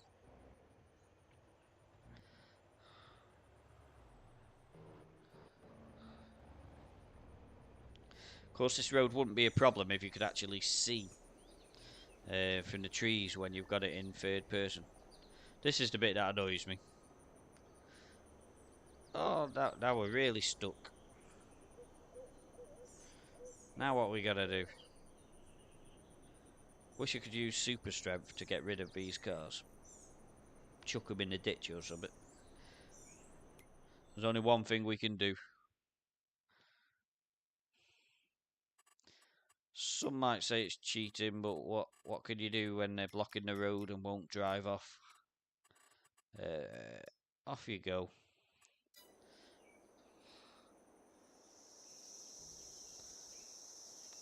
Yeah, that's the bit with the AI that really winds me up. you want to turn left and they're just stopping you for no reason.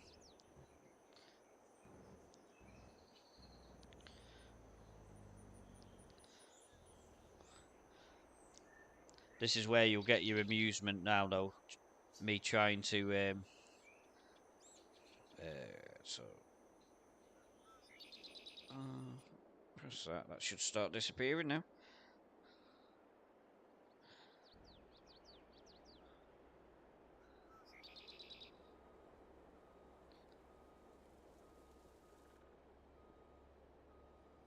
Oh, I forgot to turn. That was not a good idea.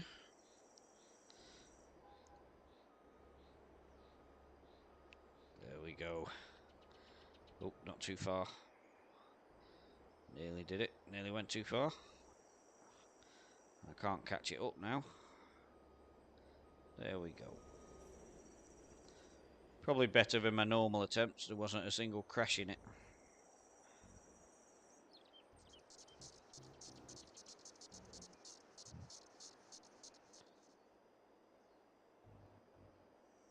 Ooh, the end of the road. Oh, it's not going to turn around still. I need to go back a bit further. I may have crashed, I can't see.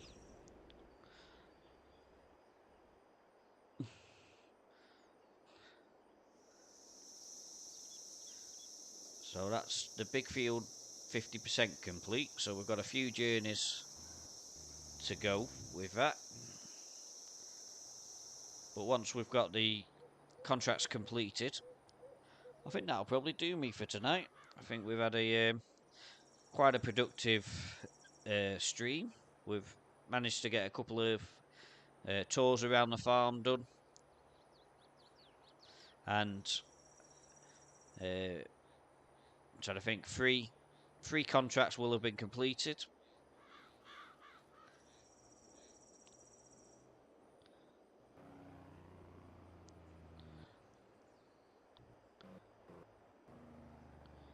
Well, he nearly drifted along the field then.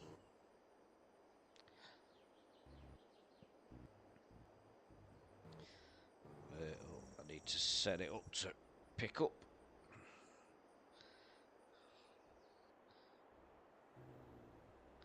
And it's not working for some reason. Try again.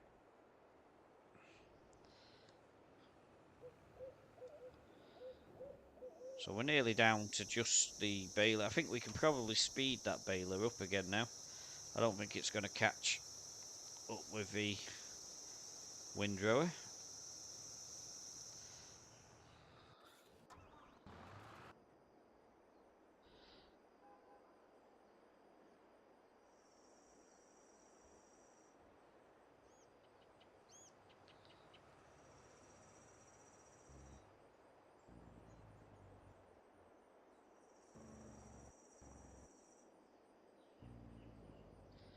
So if I... Oh.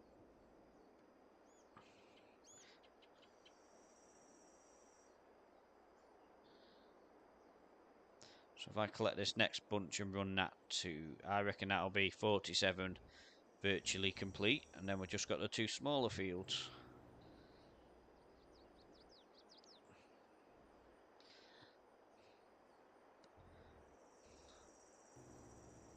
That's that. Ready to go. Just make sure that baler doesn't get stuck again.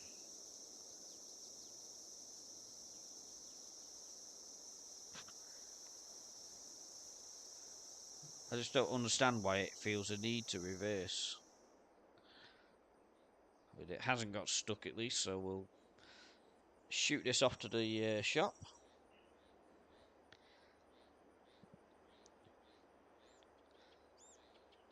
So yeah, this will be another 60 grand plus some silage bales which we could save for the December January harvest, where we'll try and aim to pay off as much of that debt as we've got. We currently owe just short of 1.2 million, so it's quite a bit of money.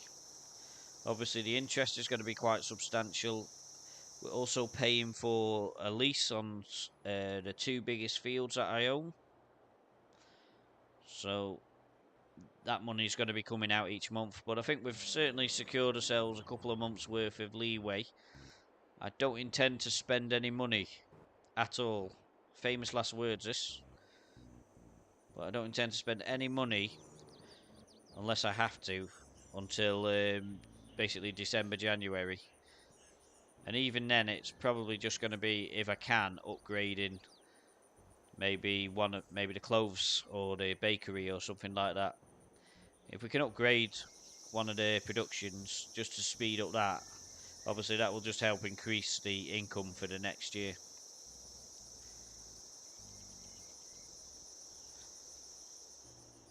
So I think we press that and that will start the lantern. So 47 is finished.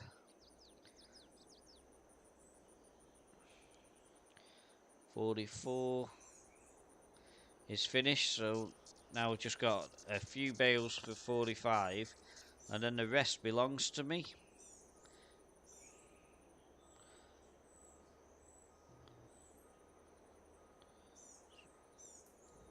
Oh, I didn't hit that stone crusher building this time. I really didn't. Has it got enough turn to miss the post? Yes, it has. Yeah, these trees are a bit of a nightmare. You have to go right above them to be able to see where you're driving.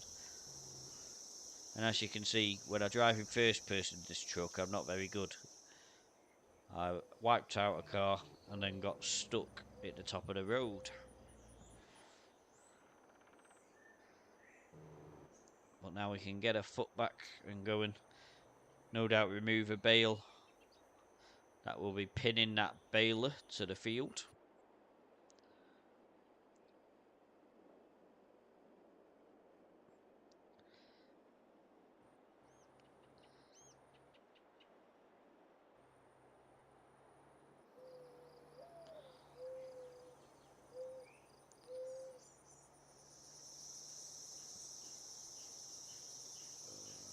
Make sure we're in the right direction, yep.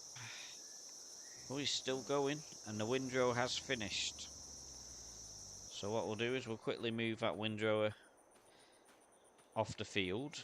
In fact, if I hadn't dumped my truck where I did, I probably could have driven it back to the yard and packed it away for the night, but I didn't think, so we'll leave it there out of the way. Oh, I didn't realise the next vehicle was going to be the truck. There we go. So we'll collect some of these bales up. Probably got to set it up again to collect. Yeah, so it's disabled at the moment, so that should... Oh, nearly crashed into the bale. At least it wasn't at 100 miles an hour. So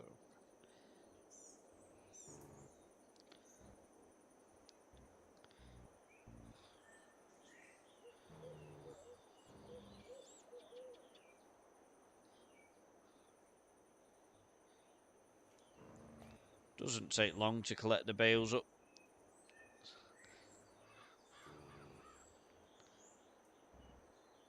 And like I say, I reckon by the time we've been paid for the contracts and we've got the bales left over, just from these 3 fields, we'd have probably made about 100,000, which is good reward on a map where you've got to save money fast if you want to grow your farm.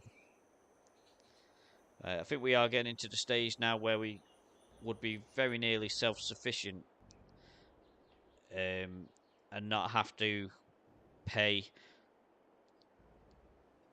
money by doing contracts. We can effectively just do our own farming and survive.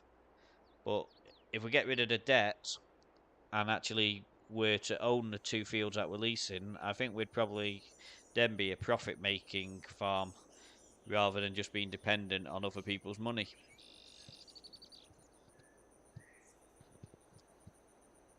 And I think to get to that stage on such an expensive map in 2 years is quite good going. But it has taken a lot of hard work doing these contracts. I mean, in general, we've been doing 20 of these every 3 months. 20 fields of grass is hard work. It's and it, I mean, it's easy to do it the way that I've done it, Lord B, where I have, I've accrued an awful lot of debt. I've also got a lot of leased equipment and stuff like that. The challenge is to do it without ever going into debt. I think that's probably the bigger challenge, because you start with very little. I mean, when I started this game, I had 500,000. I bought this truck that I'm driving now, and I bought the plot of land where my house is, and that's where I started. That was virtually all of my money gone. I then borrowed the money to buy a really good combine harvester, and I thought what I'll do is I'll do a load of harvesting contracts to pay my way. The only trouble was that none of the farmers on here let you do the harvesting, so I spent 500,000 on a harvester, which I couldn't use because nobody gave me any contracts. So I ended up having to do the baling, which I was trying to avoid, but it has helped me to learn the course play. If it wasn't for this, I wouldn't have learned the course play. But it was because I was doing effectively 20 fields of grass work every 3 months. And you're talking probably 5 to 6 hours. And the course play just probably brought it down a little bit and saved me from having to constantly pull the helpers out of the mess when they were trying to do the work.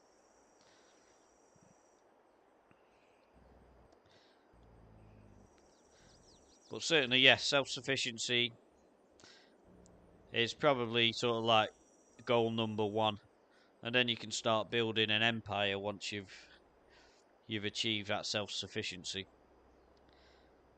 I think my goal for the next couple of years on this particular map will be to have the productions running all year round, rather than at the moment they're sort of like on standby waiting for materials. I'm waiting for the fields to grow. Once the fields have grown, I'll have the materials, but we've got to keep on top of that. And so I've got a nice big field which will do the do the grass silage. That will probably be enough to pay for our year's worth of work, because it's quite a big field. And then the productions will be what will be the profit making side of what we do. So I've got, obviously, I think I just showed you the spinnery making fabric from the sheep wool. That fabric is going to the clothing, and we'll sell that clothing. Then we've got the bakery making bread from the flour, which obviously I need to do wheat fields and barley fields and oat fields to provide the grain to make the flour. And so that's where I aim to be, is where in 2 years will they be will that be enough to keep me running sufficiently, and then I can start looking at growing. But the challenge is obviously just to make sure that you've got enough. I'm trying to work out where I am on the map. Lost my bearings a little bit then. But I believe I'm heading directly in now to my I can see my machine sheds just ahead. In most maps my silo seems to stand out, but for some reason on this map it doesn't come into view till quite a lot later. So sometimes it's usually the marker that I look for, and on this map for some reason it doesn't seem to appear till the last minute.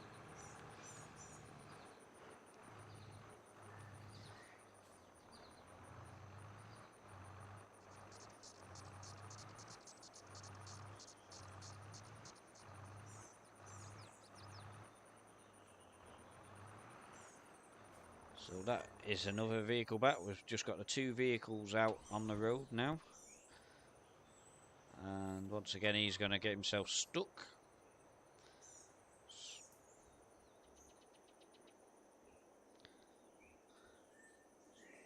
He only wants to go back about 2 inches.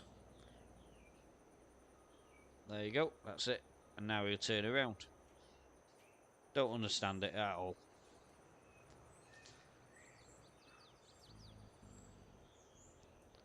Hey Pickaxe, thank you very much. I really appreciate you coming on. And I hope you have a great night. I'll see you again. All the best, mate.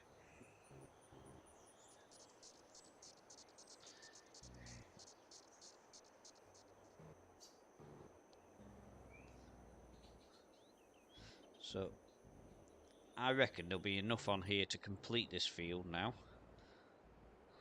And some left over. So I'll take this to the shop and cash in as much of it as I need to. And the rest I'll try and save. I think he'll be alright with that. I'm pretty sure he won't reverse that far.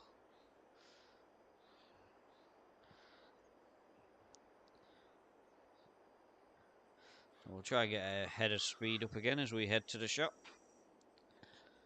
Practice my drifting again.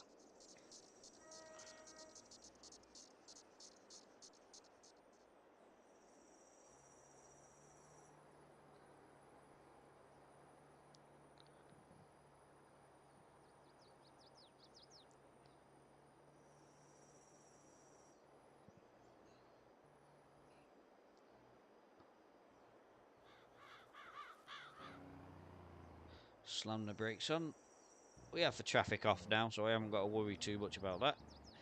It's probably a sensible thing to do when you come into this shop, because you come out of this magic bush here and stop right opposite the junction and just stop you from being able to get round the corner. And they just know when to appear as well. Right, so this time we're going to be quite cautious about where we do this, so just gently edge forward.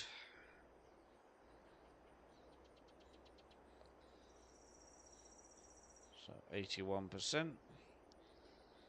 And that's finished. And so we want to keep them on there now, so hopefully if I pull forward it won't take these ones. While we clear that building. Oh, didn't go far enough back. Just straighten it up a bit, whack it around. Try not to hit the stone crusher. But we're going to hit the... Oh, we just missed it. That was more luck than judgment, I have to say.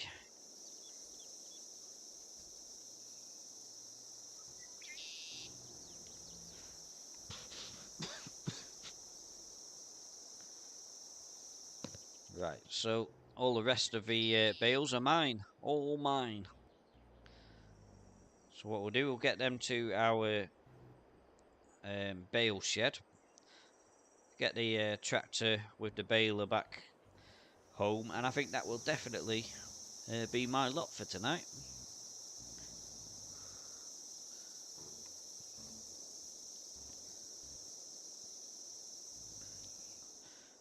It's been a very productive stream. I think when I came on stream, I was really struggling financially. We're probably going to be sitting at about the 200k mark by the end of the stream. Just short of that anyway. And yeah, that'll keep us going for a couple of months, I think, at least. And if the worst comes to the worst, there'll be more contracts that we can do. But I don't want to be sort of like too caught up in doing contracts all the time. I want to be developing my own farm work. And particularly the sort of like clothing side of it. I think that's probably my target at the moment, is to build that side of a business. Let the just clear them off and back on again, so that it will start automatically loading. Yeah, if we can get the clothing side of it producing quicker, then I think that we can start looking at building a second sheep pen and getting even more wool.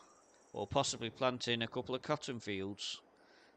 But that's something that we'll have to really consider because of the price of getting all the equipment to do the cotton.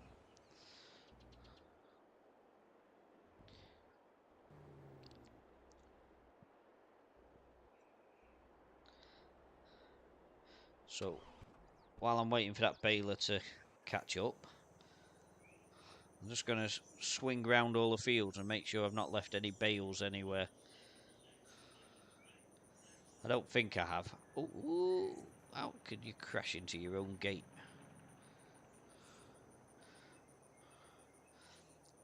This dirt bike's really cool, but not on this map because it's so flat. You don't get to do much in the way of jumping. It's a good way of getting around the map quickly, just to check, make sure you've not left anything anywhere and forgotten any fields in your contracts and stuff like that. Now with the traffic switched off, it's a little bit safer as well.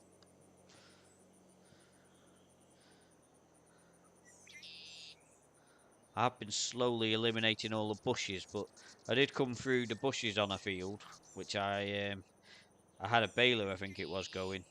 And as I come through the other side of the bushes, the flipping baler was literally the other side and it flattened me. That was probably quite a funny moment on stream. It didn't take it very well. Right, so we go across here now. So yeah, I don't think we've actually got as many bales as I expected from those fields. But I'm not going to complain too loudly because I'm going to get paid for the job as well.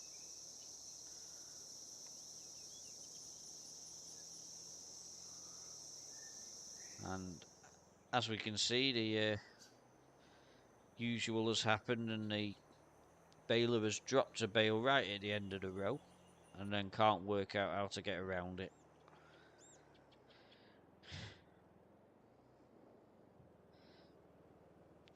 It would do that with a vehicle. If you parked a vehicle in its way, it would stop.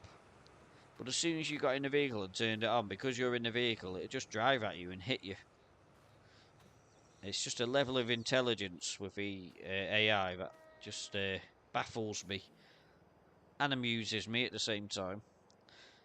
It is funny, but I do keep harping on about it because it's just one thing in the game, the AI being called artificial intelligence, when it should just be called absolute idiots.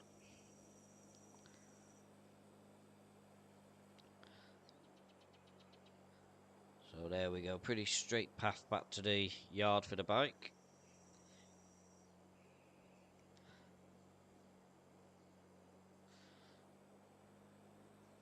Oh, there's no thorns in them bushes. Woohoo! There we go, that was a good jump. I'll have to remember that one for next time. See if I can get it over a car when there's a car coming past. That will be quite a trick.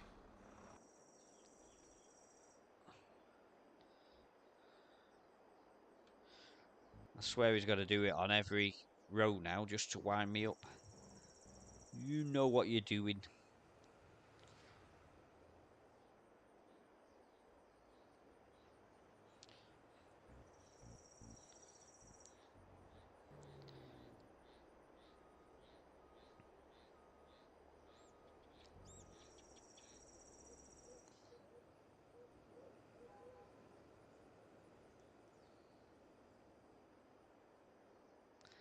So that's 4 rows to go, and then this is all my profit.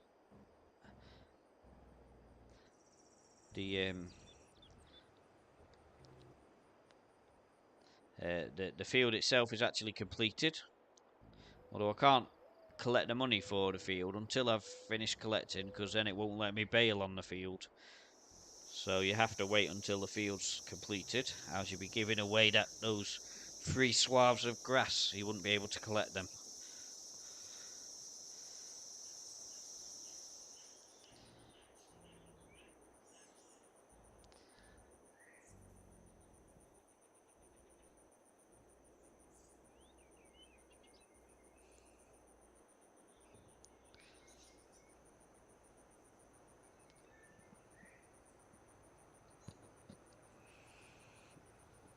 No, but it's been a thoroughly enjoyable stream tonight. It's been good to have the banter and the funny stories.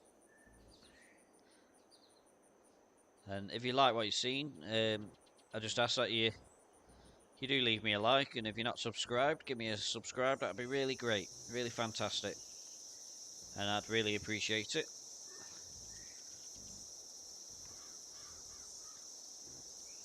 But it's been good to have different people pop along.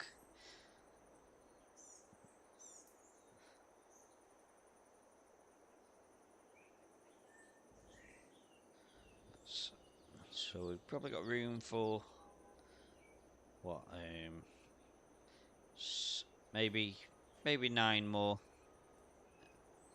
Well, possibly 11 actually. 11 bales. We're not going to get that many out of 2 rows, I wouldn't have thought. So I think we've effectively got nearly a trailer full as our reward for the contracts that we've done. I think it was 7 contracts in total, but I have cashed in some of the bales. Hence the reason we're not on 37,000 anymore.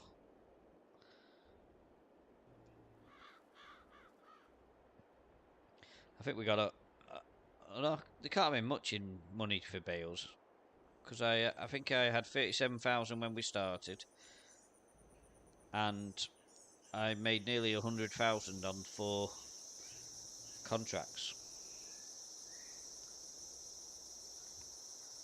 I was probably expecting maybe 1.5 trailers full was what I was expecting in context of left over from the actual contract itself once the contract was completed. But it might have just been the numbers that I haven't worked out. The price that I get for them is normally around about 250,000 just for the bales themselves, maybe even a little bit more sometimes. But that's doing 10 contracts. So I think doing 6 contracts, I'd probably have expected maybe 120,000 K from cashing them in. And I don't know. I might really be there. I might just be may have been expecting a little bit more than what I got. But when I normally do the contracts, I normally do 20 all on the same day. But it's a real slog, obviously, to do all that. And quite often I borrowed the equipment on some as well, so that you got more vehicles and stuff like that. But then you're probably talking about 6 or 7 hours to do 20 different fields. Right, so that's done. So if I get out and switch to that one, and I'll just send him to the yard. He can make his own way, I think. He won't go the quickest way, because that's not what they do. Set destination, and we'll drop him on field 30 facing the entrance. Seems to have a better success rate of getting to destination if you put them in the middle of a field. So when I do up the full 20, I probably get about somewhere between 350,000 and 400,000 as payment for the silage bales. But then I get another 200,000 to 300,000 on the bales left over. That obviously that's hay bales and silage bales. But I stopped cashing in the hay bales so that I had free food for my sheep. Except for on this particular occasion, I forgot and cashed in the spare ones. And the silage bales, I just stored them up until December or January, whenever they basically hit nearly full price. That is when I go for selling them. And like I say, I probably raised about £1 million over the course of the last year just purely on the silage bales saved from the contracts. Just try and get control of this before I reach my shed.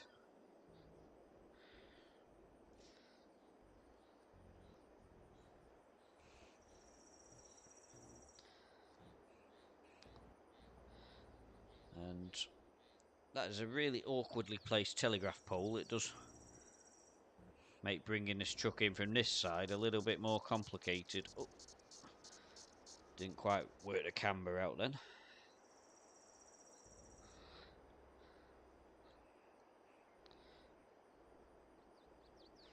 So if I can get this right, zoom it in a bit if I can. No, it's not going to cooperate when I want it to.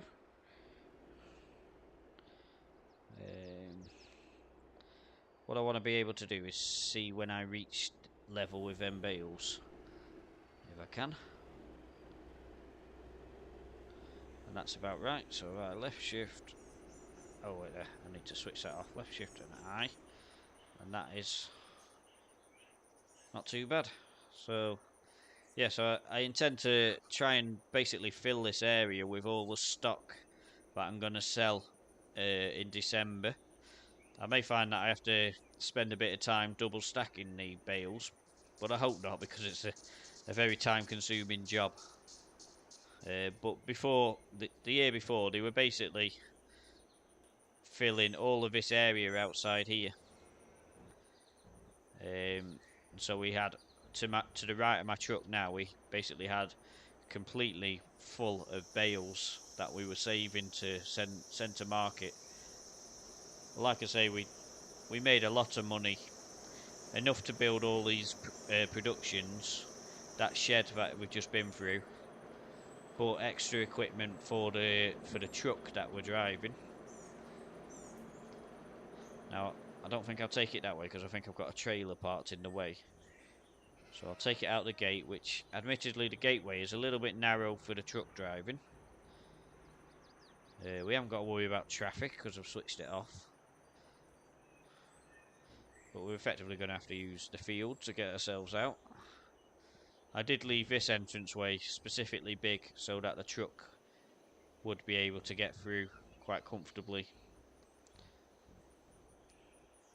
And I suppose the last thing to do is just double check, make sure that the water's okay on the greenhouse, and then that will be that, I think. So yeah, there's masses of water in that one. For some reason, that one, they're exactly the same greenhouse, but this one only limits how much water you can put in, and the other one doesn't. So, but we've still got masses of water in both. So, if I show you my finance page, this is obviously the stock levels. So we're currently sat with £400,000 worth at the current price of silage, which would be another 100,000 better if we cash it in January. So that's why I hold on to it. Obviously, we've got potential to do a lot more fields if we wanted to, but I don't think I'm going to do as many this year. But certainly, I think that it's realistic that we'll get £1 million again just from the silage that we collect from our own farm and the contracts. We've got plenty of hay, but the hay is really for the sheep, so we're not going to be selling that. The flour won't be increasing until we get to the harvest time, so we're probably talking a few months before we'll see these increase any. But I sort of hope that we can maybe get sort of up to the 30,000-40,000 mark by January. The clothes we're not going to be selling till next May, so I'm hoping that we can probably get quite a substantial amount on them. The honey, that's going to keep increasing because we've now got more beehives. And the lettuce, I think we've increased the production on those. And I think that's something we could probably do now. I know I said I wasn't going to spend any money, but I might actually upgrade for lettuce and tomato productions, because the more we make of that, the better. Yeah, so basically until harvest time, there's not going to be a lot of movement in this, but let's have a quick look at what we can do in terms of improving the production of these two greenhouses. If it'll let me in. Why won't you let me in? What's going on here? Why won't it let me in? What have I done? Let me in. Okay, we'll not do him now. We'll do him when it decides to let me in. I think there's a bit of a glitch gone on there or something. Unless I'm missing it. Why won't you let me open the door?